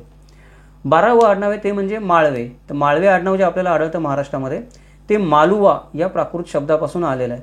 मालुवा म्हणजे आकाशवेल, एखादी आकाशामध्ये चढणारी जी वेल असते ती म्हणजे मालुवा, त्याच्यापासून माळवे. आपण फुलांची माळ म्हणतो, हारांची माळ म्हणतो, किंवा माळ हा शब्द वेलीशी जास्त जुळतो. संस्कृतमध्ये मालुवा हा शब्द आढळतो, पण संस्कृतमध्ये मालुवा शब्दाचा अर्थ एक प्रकारचा गोड बटाटा किंवा एक प्रकारचं कंदमूळ म्हणू शकतो आपण, गोड कंदमूळ, त्याला मालुवा शब्द वापरला आहे संस्कृतमध्ये. तर माळवे हा शब्द आहे प्राकृतच्या मालुवा शब्दाशी जुळतो, त्याचा अर्थ पण प्राकृतच्या मालुवा शब्दाशी जास्त जुळतो. 13वं आडनाव आहे ते म्हणजे योगी. योगी हे जे आडनाव आहे त्याचा अर्थ योग या प्राकृत शब्दाशी आहे. योग या प्राकृत शब्दाचा अर्थ संबंध असा होतो. आज आपण ज्या अर्थाने योग शब्द वापरतो त्या अर्थाने प्राकृतमध्ये वापरला जात नाही. प्राकृतमध्ये त्याचा अर्थ संबंध होतो, पण प्राकृतमध्ये योग हा शब्द तरी आढळतो. संस्कृतमध्ये आज आपल्याला वाटतं की योग हा संस्कृत शब्द आहे, पण जर तुम्ही संस्कृतमध्ये पाहिलं तर संस्कृतमध्ये योग हा मुख्य धातूच नाही आहे. संस्कृतमध्ये आपल्याला योग हा शब्द दुसऱ्या कुठल्या तरी शब्दाशी जोडलेला आढळतो आपल्याला. उदाहरणार्थ योग या शब्दाचा अर्थ संस्कृतमध्ये जर फक्त योग शब्द तुम्ही घेतला तर योग या शब्दाचा अर्थ एकूण असा होतो. म्हणजे आपण म्हणतो की किती योग झाला, किती बेरीज झाली, अशा अर्थाने एकूण काय झालं, एकूण योग काय झाला, अशा अर्थाने योग हा शब्द वापरला जातो संस्कृतमध्ये. त्याच्यानंतर वेगवेगळ्या शब्दांशी आपण म्हणतो की जोडी करून बंद करून योग हा शब्द वापरला जातो. उदाहरणार्थ योगदान, योगदान हा शब्द सहभाग म्हणून वापरला जातो. योग मुद्रा, योग सूत्र, योगासन अशा अर्थाने योग शब्द वापरला जातो. स्वतंत्र योग शब्द वापरला जात नाही संस्कृतमध्ये, तो प्राकृत शब्द आहे. प्राकृतमध्ये त्याचा अर्थ होतो संबंध, अशा अर्थाने योग शब्द येतो. आणि हा योग जो आहे त्याच्यावरून योगी, जो संबंधी माणूस आहे तो योगी, अशा अर्थाने प्राकृत अर्थ आहे तो. संस्कृतमध्ये त्याचा अर्थ वेगळा होतो. संस्कृतमध्ये योग करणारा म्हणजे योग साधना करणारा तो योगी. पण योग हा मुख्य शब्द संस्कृतमध्ये नाहीच आहे, धातू शब्द असेल तर त्याचा अर्थ आपण बघितलं पाहिजे की एकूण असा होतो की आपण ज्याला साधना म्हणतो किंवा योगासनं म्हणतो आजच्या काळात, आध्यात्मिक अर्थ जो योगला आहे तो मूळच्या संस्कृत योग शब्दाला नाही आहे. मूळचा योग शब्द एकूण या अर्थाने वापरला जातो. योगासन हा वेगळा शब्द आहे आणि योग हा वेगळा शब्द आहे, हे आपण लक्षात घेतलं पाहिजे संस्कृतमध्ये. प्राकृतमध्ये पण योग हा वेगळा शब्द आहे. प्राकृतमध्ये त्याचा अर्थ संबंध असा होतो. त्याच्यामुळे तुम्ही हे आता घेणाऱ्यावर आहे की तुम्ही काय घेणार. तुम्ही योगला प्राकृत शब्द म्हणणार का तुम्ही योगला संस्कृत शब्द म्हणणार, तुम्ही योगचा संस्कृत अर्थ घेणार का योगचा प्राकृत अर्थ घेणार, त्याच्यावरून आलेल्या योगी शब्दाचा प्राकृत अर्थ घ्यायचा का संस्कृत अर्थ घ्यायचा, तर घेणाऱ्यावर अवलंबून आहे. कोणी संस्कृत घेईल कोणी प्राकृत घेईल, तो आता ज्याचा त्याचा प्रश्न आहे. 14वं जे आडनाव आहे ते म्हणजे योजने. योजने म्हणजे योजन, योजन किंवा निवड करणे किंवा प्रभारी करणे या अर्थाने प्राकृतमध्ये योजन हा शब्द वापरला जातो. म्हणजे एखाद्याची निवड केली, एखाद्याची मी योजना केली, एखाद्याची या कामगिरीवर योजना केली, एखाद्याची या कामासाठी योजना केली, त्याला प्रभारी केला त्या कामाचा, अशा अर्थाने संस्कृतमध्ये प्राकृतमध्ये योजन शब्द येतो. संस्कृतमध्ये योजन हा शब्द येतो पण तो स्वीकारणे, अधिक मिळवणे किंवा जुळवून घेणे अशा अर्थाने येतो. तर योजने ह्या अर्थाने आपण मराठीमध्ये योजने हा शब्द कुठल्या अर्थाने वापरतो, प्राकृतमध्ये त्याचा जो अर्थ येतो त्याच अर्थाने वापरतो. म्हणजे निवड करणे किंवा प्रभारी करणे या अर्थाने वापरतो. संस्कृत अर्थाने आपण वापरत नाही, मिळवणे, स्वीकारणे, जुळवणे या अर्थाने. त्यामुळे योजने हे आडनाव मूळच्या प्राकृत योजने आडनावावरून आलेलं आहे असं आपण म्हणू शकतो. अजून काही मित्रांचं आपल्या आडनाव असतं लहू. तर लहू हे शब्द लोकांना वाटतं की रक्त या शब्दाशी मिळतं जुळतं आहे, तर तसं नाही आहे. लहू हा मूळचा प्राकृत शब्द आहे आणि त्याचा अर्थ होतो हलका, सेम टू सेम शब्द आहे. त्यामुळे आपण म्हणू शकतो की लहू हे प्राकृत आडनाव आहे. त्यानंतर लाखे. लाखे हे आडनाव लाखा या शब्दापासून आलेला आहे. लाखा हा जो शब्द आहे तो मोहोर करण्यासाठी जी लाख वापरली जाते किंवा मोहोर उमटवण्यासाठी जी लाख वापरली जाते त्याच्या या प्राकृत शब्दावरून, लाखा या शब्दावरून लाखे हे आडनाव तयार झालेलं आहे. त्याच्यानंतर 17वं आडनाव आपण वापरतो नेहमी, ते म्हणजे वाणी. कोणी आपले वैश्य समाजातले मित्र असतील तर वाणी हे प्रचलित आडनाव आहे. तर वाणी हे जे आडनाव आहे ते वाणी हे आडनाव प्राकृत शब्द आहे वाणी. त्याचा मूळचा अर्थ होतो की शब्द, बोल किंवा वाचा या अर्थाने प्राकृतमध्ये वापरला जातो. संस्कृतमध्ये पण वाणी शब्द आहे, पण तो वक्तृत्व, वाकपटुता या अर्थाने वापरला जातो किंवा अजून वेगळ्या वेगळ्या अनेक अर्थाने वापरला जातो. परंतु वक्तृत्व म्हणजे पण काय? वक्तृत्व कला. वक्तृत्व कला म्हणजे काय? बोलण्याची कला. बोलण्याची करण्यासाठी तुम्हाला काय लागणार? आधी शब्द लागणार किंवा बोल लागणार किंवा वाचा लागणार. याचा पण अर्थ काय होतो? प्राकृतमध्ये जो दिलाय तोच मूळ अर्थ आहे.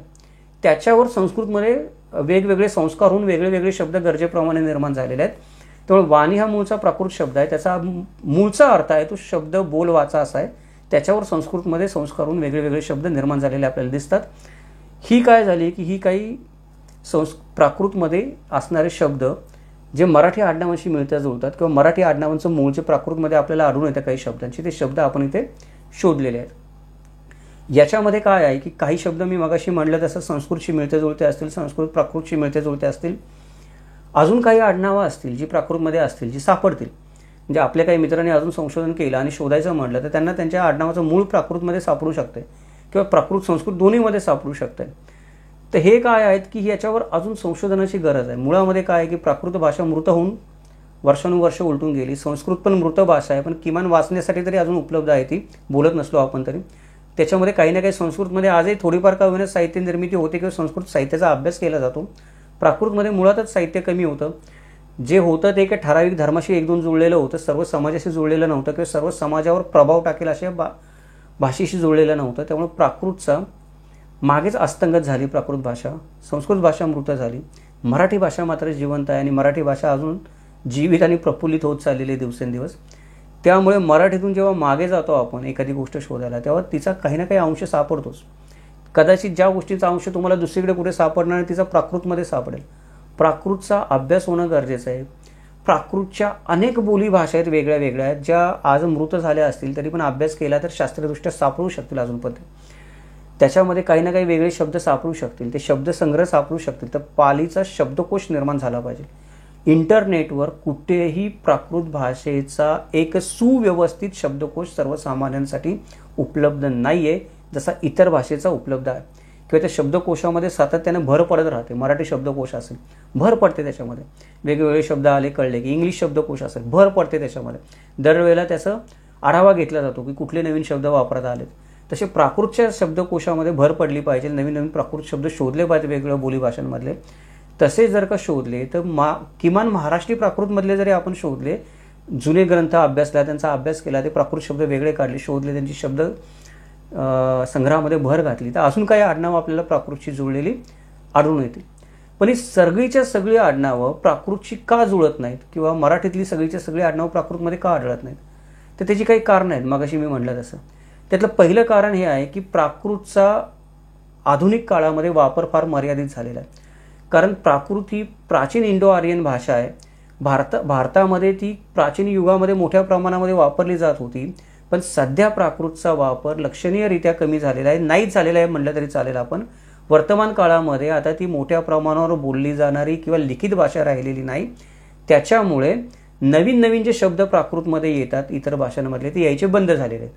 त्याच्यामुळे नवीन मराठी आडनावं तुम्ही जी शोधायला जाल, प्राकृत भाषा वापरातून बंद झाल्यानंतर बोलण्यात आणून लिहिण्यातून जी नवीन आडनावं मराठीमध्ये निर्माण झाली ती तुम्हाला प्राकृतमध्ये कधी सापडणार नाही. त्यामुळे तुमचं आडनाव जर नवीन असेल, नवीन काळातलं प्राकृत भाषा बंद झाल्यानंतर तुमचं आडनाव निर्माण झालेलं असेल तर तुम्ही प्राकृतमध्ये शोधायला जाऊ नका. वेळ वाया जाईल, प्राकृतमध्ये ते आडनाव सापडणार नाही. दुसरं एक कारण हे आहे की प्रमाणित लिपीचा अभाव आहे प्राकृतमध्ये. म्हणजे आज आपण काय म्हणतो की मला एखाद्या शिलालेखावर काहीतरी 2 ओळी लिहिलेल्या सापडल्या, एखाद्या खांबावर काहीतरी 2 ओळी लिहिलेल्या सापडल्या, गुहेत 2 ओळी काहीतरी लिहिलेल्या सापडल्या. आपण ही गोष्ट लक्षात घेत नाही की त्या वेगळ्या वेगळ्या काळामध्ये वेगळ्या वेगळ्या लिपीमध्ये लिहिलेल्या गोष्टी, ती एकच भाषा नाही आहे कोणती प्रमाणित. म्हणजे प्राकृत भाषांना ऐतिहासिकदृष्ट्या स्वतःच्या प्रमाणित अशा लिपी नव्हत्या. प्रमाणित लिपी म्हणजे काय? नियमबद्ध व्याकरण असलेल्या, एकसारख्या, सर्व काळात कधी गेलं तरी तेच व्याकरण लागू होईल त्यांना, अशा लिपी नव्हत्या. ह्या भाषा ब्राह्मी, खरोष्टी सहित इतर वेगवेगळ्या लिपी वापरून लिहिल्या जात असत. त्यामुळे सुसंगत एकच लिपी नसल्यामुळं प्राकृतचा अभ्यास करणं आणि समजणं हे मोठं आव्हानात्मक काम आहे. जर मला प्राकृत समजलीच नाही प्रॉपरली, किंवा एखाद्या माणसाला वाटलं की मी एखादं ओळ वाचली प्राकृतमधली, किंवा मी एखादा ग्रंथ वाचला प्राकृतमधला, म्हणजे मला प्राकृत समजली असं नाही. दुसऱ्या भागामधली प्राकृत काहीतरी वेगळीच आहे, दुसऱ्या काळातली प्राकृत काहीतरी वेगळीच आहे. त्याच्यामुळे मुळात प्राकृतच समजून घ्यायला एवढ्या अडचणी आहेत, तर त्यातल्या आडनावं शोधायला किती अडचणी येणार. तो एक महत्त्वाचा मुद्दा आहे. दुसरी गोष्ट, तिसरा मुद्दा असा आहे की बोली भाषांमधली जटिलता. म्हणजे प्राकृत ही एक संज्ञा आहे. मागाशी मी म्हटलंच, प्राकृत ही भाषा नाही आहे. त्याच्यामध्ये इंडो आर्यन भाषा आहेत वेगळ्या वेगळ्या, किंवा इंडो आर्यन बोली भाषा आहेत वेगळ्या वेगळ्या. त्या बोली भाषांचा समावेश आहे. वेगवेगळे प्रदेश, वेगवेगळ्या समुदायांमध्ये प्राकृतचं स्वतःचं असं एक स्वतंत्र वेगळं रूप आहे. ज्याच्यामुळं काय झालं आहे की प्राकृत एक मोठी जटिल भाषा बसली आहे. एक जटिल वृक्ष समूह आपण म्हणू शकतो, की भाषेचं एक मोठं जटिल कुटुंब झालेलं आहे. असं विचार करा की एक झाड आहे, त्या झाडाचं प्रत्येक पान वेगळं आहे आणि प्रत्येक फांदी वेगळी आहे. तर प्रत्येक पान आणि प्रत्येक फांदी जर त्या झाडाची वेगळी असेल तर ते प्रत्येक वेळेला समजून घेणाऱ्याला किती अडचण येते. हे झाड कुठल्या प्रकारचं आहे, हा प्राकृतच्या बाबतीमध्ये समस्या निर्माण झालेली आहे, मोठ्या प्रॉब्लेम निर्माण झालेला आहे. त्याच्यामुळे आडनावं शोधायची म्हणली, मराठी आडनावच नाहीत. एखाद्या माणसानं राजस्थानी नाही तर मारवाडी, गुजराती किंवा पंजाबी आडनाव जरी प्राकृतमध्ये शोधायचं म्हणलं, अगदी आसामी आडनाव जरी प्राकृतमध्ये शोधायचं म्हणलं तरी तेवढं सोपं काम नाही आहे. ते असलं तरी प्राकृतमध्ये सापडणार नाही कधी कधी या अडचणींमुळे. चौथा जो प्रॉब्लेम आहे तो असा आहे की प्राकृतमध्ये शब्दसंग्रह मर्यादित आहे. मगाशी म्हटलं तसं की प्राकृत ही बोली भाषा आहे. बोली भाषेमध्ये नेहमी शब्दसंग्रह मर्यादित असतात. ज्यावेळेला ती भाषा लिहिली जाते तिच्यामध्ये साहित्य निर्माण होतं. आता असं कोणी म्हणू नका की जैन आणि बौद्ध धर्मामध्ये प्राकृतमध्ये साहित्य निर्माण झाले. किती निर्माण झाले. जर इंग्रजी भाषेचा विचार केला, संस्कृत भाषेचा विचार केला तर अगदी आपण म्हणू शकतो की 1% 2% साहित्य फक्त प्राकृतमध्ये निर्माण झालेलं आहे या दोन भाषांच्या तुलनेने. त्याच्यामुळे साहित्य नावाला निर्माण होणं आणि भाषा साहित्यिक होणं याच्यामध्ये फरक आहे. त्यामुळे प्राकृतमध्ये जो शब्दसंग्रह आहे तो शब्दसंग्रह मर्यादित आहे. शब्दसंग्रह मर्यादित असल्यामुळे काय होतं की नवीन एखादा ध्वनी निर्माण झाला, नवीन एखादा उच्चार निर्माण झाला, नवीन काळामध्ये नवीन एखादा शब्द निर्माण झाला, नवीन एखाद्या भाषेतला शब्द घ्यायचा म्हणला प्राकृतमध्ये, तर कुठे घ्यायचं. त्या शब्दाला समर्पक शब्दच नाही आहे. म्हणजे मला जर एखादा इंग्रजी भाषेला समान शब्द मराठीमध्ये पाहिजे असेल आणि तो नसेल तर मी मराठीमध्ये निर्माण करू शकतो नवीन शब्द. अशा रीतीनेच मराठी भाषा प्रगत झाली. पण प्राकृतमध्ये ती सोय नाही. प्राकृतमध्ये तुम्हाला ते जे शब्द आहेत त्याच्यातच तुम्हाला ॲडजस्टमेंट करून त्या व्याकरणामध्ये बसवावं लागतं. मग ते अजून काम जटिल होतं. म्हणजे आधीच भाषा जटिल आहे, समजायला कठीण आहे, तर ते नवीन शब्द त्याच याच्यामध्ये बसवायचे म्हणजे अजून कठीण काम निर्माण होतं. ते शब्द सापडत नाहीत, कळत नाहीत, अडचण निर्माण होते. ते मर्यादित शब्दसंग्रह जो आहे तो प्राकृतचा आपण म्हणू शकतो की अजून एक मोठा डिसॲडव्हान्टेज आहे. ज्याच्यामुळं आडनावं पण जर नवीन निर्माण व्हायची म्हणजे प्राकृतमध्ये, किंवा मराठी आडनावांचं मिळतं जुळतं एखादं आडनाव मी नवीन प्राकृतमध्ये निर्माण करायचं म्हणलं प्राकृत शब्द वापरून, ते मराठी आडनावांशी मिळतं जुळतं होणारच नाही, किंवा त्यांचे अर्थ तर मराठी आडनावाशी मिळते जुळते होणार नाही. म्हणजे अगदी मी मारून मुटकून एखादं बसवलं त्याच्यामध्ये तरी पण भाषेच्या मर्यादेमुळे. पाचवा महत्त्वाचा मुद्दा मगाशी म्हटलं तसं की साहित्याचा अभाव. तर साहित्याचा अभाव हा एक महत्त्वाचा मुद्दा आहे मित्रांनो, की ज्या भाषेमध्ये साहित्य विपुल प्रमाणामध्ये निर्माण होतं, वेगवेगळ्या काळामध्ये वेगवेगळं साहित्य निर्माण होतं. 62 विद्या आणि 64 कला आपण म्हणतो त्याच्यामध्ये साहित्य निर्माण होतं वेगवेगळ्या प्रकारांमध्ये, तेव्हा त्याला भाषा असं म्हणले जातात. ज्याला व्याकरणाचे नियम असतात त्याला भाषा म्हणलं जातं. दुर्दैवाने प्राकृतमध्ये जैन आणि बौद्ध ग्रंथ साहित्याचा हातभार लागलेला आहे प्राकृत भाषेचा, परंतु मगाशी मी म्हटलं तसं इतर भाषांच्या तुलनेने नगण्यच आहे तो. त्यामुळे प्राकृतकडे इंग्लिश किंवा संस्कृत इतकी व्यापक साहित्य परंपरा नाही आहे. प्राकृत भाषा ही साहित्य निर्माण करण्यासाठी वापरली गेलेली नाही. म्हणजे शिवाजी महाराजांनी सांगितलं एखाद्या कवीला काव्य निर्माण कर, तर तो संस्कृतमध्ये निर्माण करेल, ते सोपं आहे. प्राकृत भाषा येत जरी असेल एखाद्या पंडिताला तरी तो प्राकृतमध्ये काव्य निर्माण करायला जाणार नाही, कारण काव्याचे जे नियम व्याकरण आहेत मुळात प्राकृत बोली भाषेनंच व्याकरण नाही, तर काव्य कुठल्या नियम व्याकरणामध्ये बसवायचं त्याच्यामध्ये एखाद्या पंडिताला येत असेल तरी पण. त्या कारणामुळे प्राकृतला साहित्य परंपरा नाही आहे. त्यामुळे एखादी विस्तृत संकल्पना जर व्यक्त करायची असेल मला, किंवा एखादी नवीन संकल्पना मला व्यक्त करायची असेल प्राकृत भाषेमध्ये, मी करू नाही शकत, अडचणी येतात. त्याच्यामुळे आडनावं पण जे आहे ते आडनाव निर्मितीची प्रक्रिया प्राकृतमध्ये थांबली आणि फक्त प्राकृत शब्दच मराठी भाषेमध्ये आले. त्याचं महत्त्वाचं एक कारण आहे ती म्हणजे ही साहित्य परंपरेचा प्राकृत भाषेमध्ये असलेला अभाव. याच्यानंतर भाषा कशाला म्हणतो आपण, भाषा ती जी कुठल्याही काळामध्ये प्रासंगिक राहते. म्हणजे आपण म्हणतो की मराठी भाषा ही ज्ञानेश्वर माऊलींच्या काळामध्ये होती, त्याच्या आधी लीळाचरित्र ग्रंथ लिहिला गेला महानुभाव पंथाच्या काळामध्ये, तेव्हा मराठी भाषा होती. तर तेव्हा मराठी भाषा तेव्हा कविता लिहिण्यासाठी पण प्रासंगिक होती. मराठी भाषा आज कविता लिहिण्यासाठी पण प्रासंगिक आहे. आज समाज बदलला, आज आपण विज्ञान युगामध्ये राहतो, भाषा बदलली, आज आपण विज्ञानाचे शब्द जास्त बोलतो, इंटरनेटचे शब्द जास्त बोलतो भाषेमध्ये, पण मराठी भाषा आजही प्रासंगिक आहे. मराठी भाषेमध्ये असं नाही होत की तुम्ही विज्ञानाचे किंवा स्पेस टेक्नॉलॉजीचे कुठले शब्द आले ते शब्द तुम्ही मराठीमध्ये सामावून नाही घेऊ शकत. प्राकृत भाषा ही बऱ्याचदा आपण म्हणतो की ती संभाषण, शिक्षण किंवा व्यावसायिक संदर्भांसाठी प्रासंगिक नाही. म्हणजे बोलायची म्हणली, दैनंदिन जीवनामध्ये मी प्राकृत बोलायचं म्हणलं माझ्या जिभेचे तुकडे पडतील, बोलूच नाही शकणार. शब्द मर्यादित आहेत, पण जे आहेत ते पण बोलायचे म्हणलं तेवढं सोपं नाही.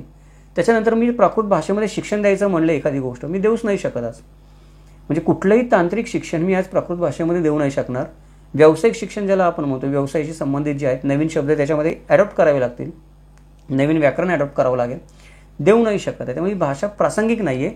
त्याच्यामुळे प्राकृत भाषेचा इथून पुढच्या काळामध्ये अभ्यास करण्याच्या किंवा वापर करण्याच्या संधी कमी आहेत, कारण प्राकृत भाषेचा विकास होण्याच्याच संधी कमी आहेत, ज्याच्यामुळे आडनावांचा पण प्राकृत भाषेमध्ये विकास होण्याची संधी नसल्याच जमा आहे. त्यामुळे जे आहेत तेवढीच आडनावं आपल्याला प्राकृतमध्ये दिसतील, जे शब्द आहेत त्याच्याचीच काही अर्थ जुळले तर आपल्याला ते जुळवावे लागतील मराठी किंवा इतर कुठल्याही भाषेमध्ये.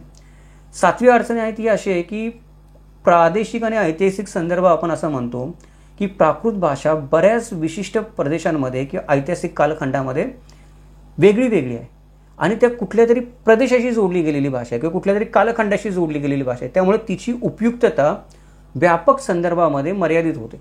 अर्थ काय आहे की आपण ज्याला महाराष्ट्रीय प्राकृत म्हणतो ती महाराष्ट्र भूभागाशी जोडलेली आहे.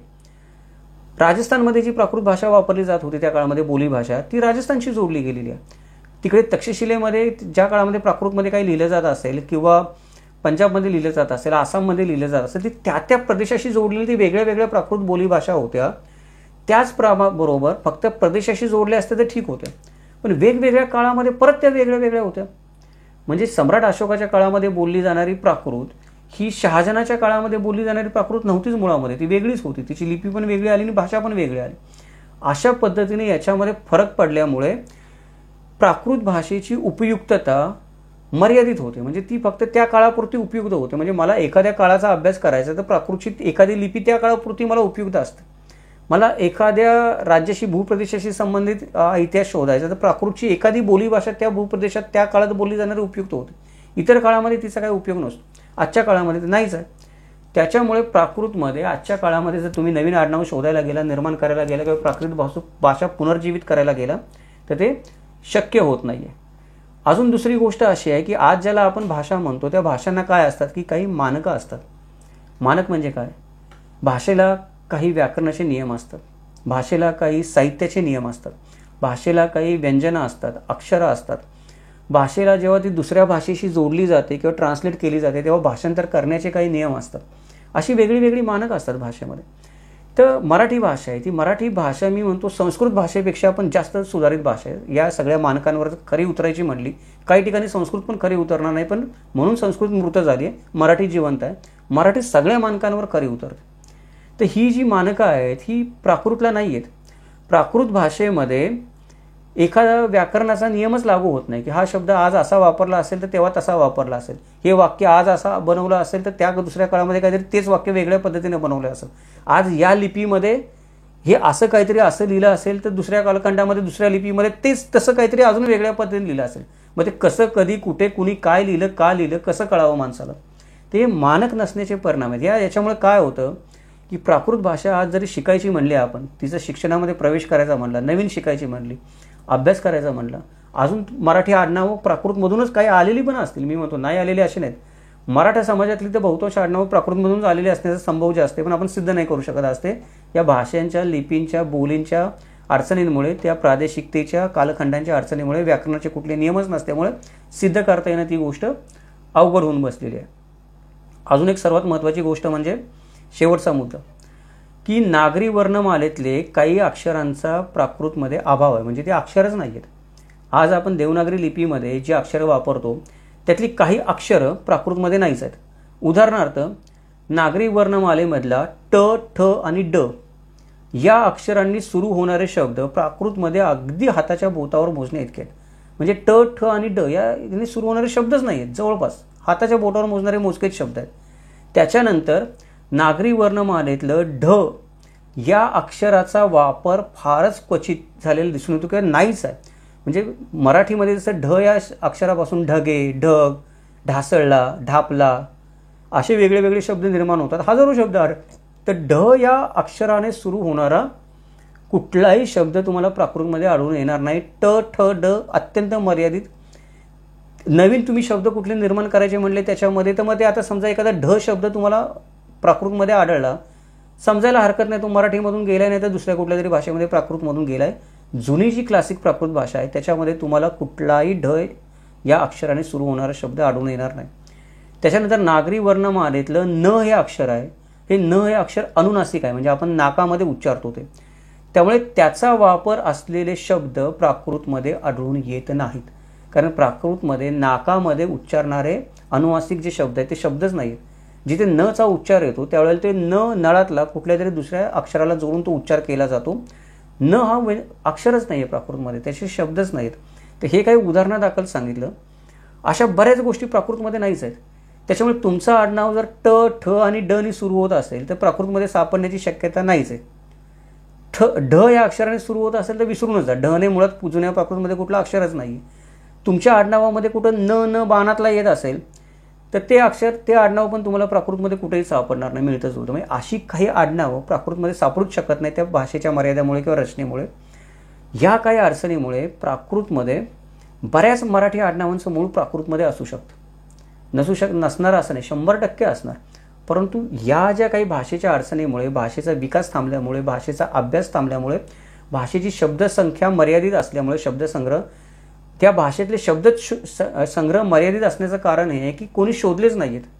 जेवढे आपल्याला कुठे शिलालेखामध्ये दिसत आहेत, कुठं एखाद्या ताम्रपटावर दिसत आहेत, कुठे एखाद्या खांबावर गुहेवर कोरले दिसत आहेत, तेच शब्द वापरतोय आपण आलटून पालटून. त्याच्या व्यतिरिक्त अजून काही शब्द प्राकृतमध्ये असतील असा आपण विचारच करत नाही. ते संशोधन न झाल्यामुळे बरीचशी आडनावं मराठीतली प्राकृतमध्ये असतील पण ती आपल्याला सापडू शकत नाहीयेत. त्याच्यामुळे फारसी किंवा संस्कृतपेक्षा फार कमी, अगदी नगण्यच आडनावं आज आपण मराठी प्राकृतशी जोडलेली आपल्याला दिसतात किंवा आपण जोडू शकतो. त्याच्यामुळे आपण हे समजून घेतलं पाहिजे की हे जरी सगळं महत्त्वाचं असलं तरी देखील सर्व भारतातल्या भाषा ज्या आहेत, भारत देशातल्या ज्या भाषा आहेत, अगदी संस्कृत, मराठी, किती मी मराठी भाषेचं आज गुणगान केलं की मराठी भाषा सर्वश्रेष्ठ आपण म्हणतो. मराठी भाषा अभिजात आहे का नाही याच्याबद्दल वाद आहे. माझ्या मनामध्ये पण शंका आहे मराठी भाषा अभिजात आहे का नाही. कारण मराठी भाषेमध्ये भरपूर भाषांची सरमिसळ झालेली आहे. म्हणजे भरपूर भाषांची सरमिसळ होऊन नवीन मराठी भाषा जी तयार झालेली आहे ती अभिजात असो किंवा नसो, ती सरस भाषा आहे दुसऱ्या कुठल्याही भाषेपेक्षा.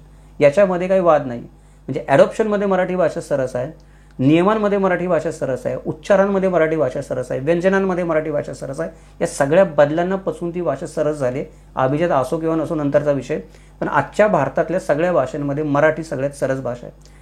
तरी पण मराठी किती सरस भाषा असली, संस्कृत जगावर किती प्रभाव टाकणारी भाषा असली किंवा जगातल्या किती भाषांशी मिळती जुळती भाषा असली तरी पण या सगळ्या भाषांच्या जडणघडणीमध्ये प्राकृतचं महत्त्वपूर्ण योगदान आहे. दुर्दैवाने प्राकृतचा अभ्यास होत नाही आहे, झालेला नाही आहे, मर्यादा आहे. त्याच्यामुळे आपण काही गोष्टी प्राकृतमध्ये शोधू शकत नाही. याचा अर्थ प्राकृत तिथे नाहीच आहे असं नाही, प्राकृत आहे.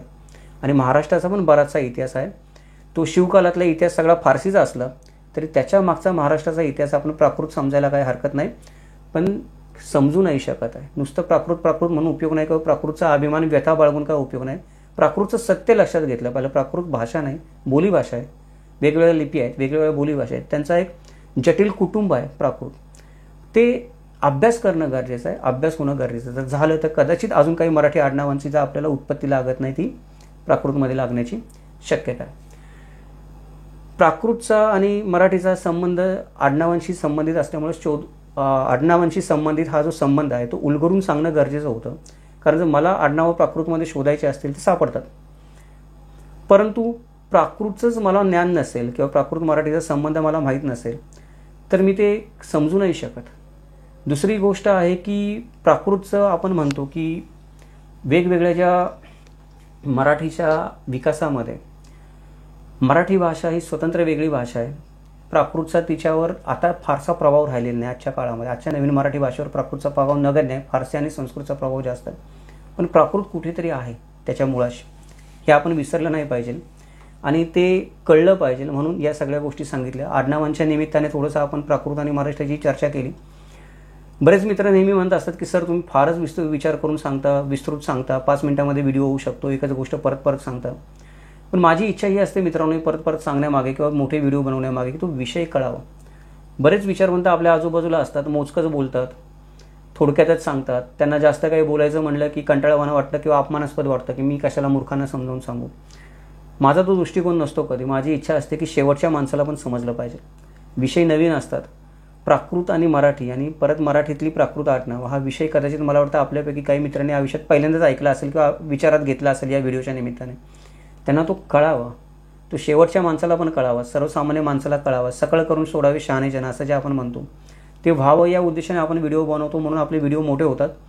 त्याच्यामध्ये रिपीट बऱ्याचदा बोलतो मी, कारण महत्त्वाच्या गोष्टी मनावर बिंबवाव्यात, त्यातला संबंध कळावा, नेमका 2दा 3दा 4दा कळावा म्हणून आपण बोलत असतो. या गोष्टी मी मुद्दाम करत असतो, कळाव्यात म्हणून करत असतो. नाहीतर मी पण 1 तासाचा व्हिडिओ 5 मिनिटामध्ये संपवू शकतो.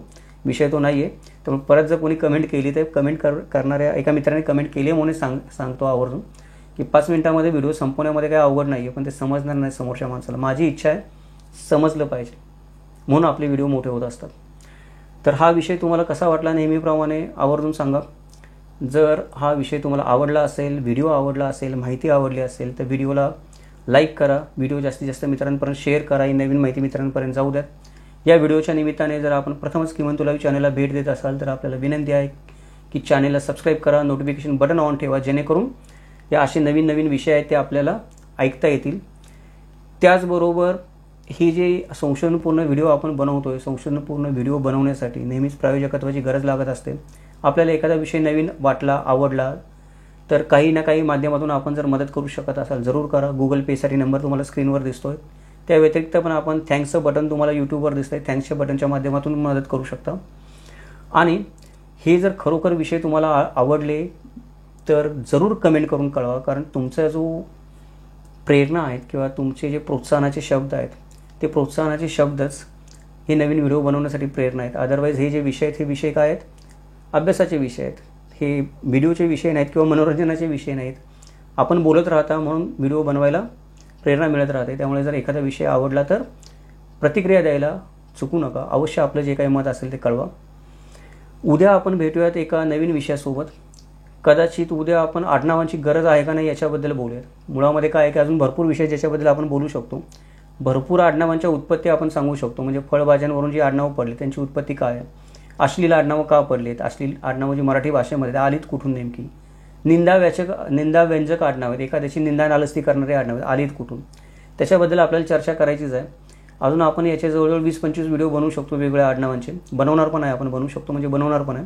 पण उद्याचा व्हिडिओ आहे तो उद्याचा व्हिडिओ आपण आडनावांची खरंच गरज आहे का नाही या विषयाबद्दल आपण बोलूयात. कारण बऱ्याच मित्रांना आपली ही मालिका बघितल्यावर प्रश्न पडला आहे की हे सगळं व्यर्थच आहे, खरंच आडनावं लावायची गरज आहे का नाही आहे, कशाला या गोष्टीचा अभ्यास करायचा. त्याचा आपण परामर्श घेऊयात पुढच्या व्हिडिओमध्ये. तोपर्यंत इतिहासाचं असंच तर्कशुद्ध विवेचन, वस्तुनिष्ठ मूल्यमापन ऐकण्यासाठी पाहत राहा किमंतू लाईव्ह यूट्यूब चॅनेल. भेटूयात एका नवीन व्हिडिओसोबत. जय महाराष्ट्र, जगदंब.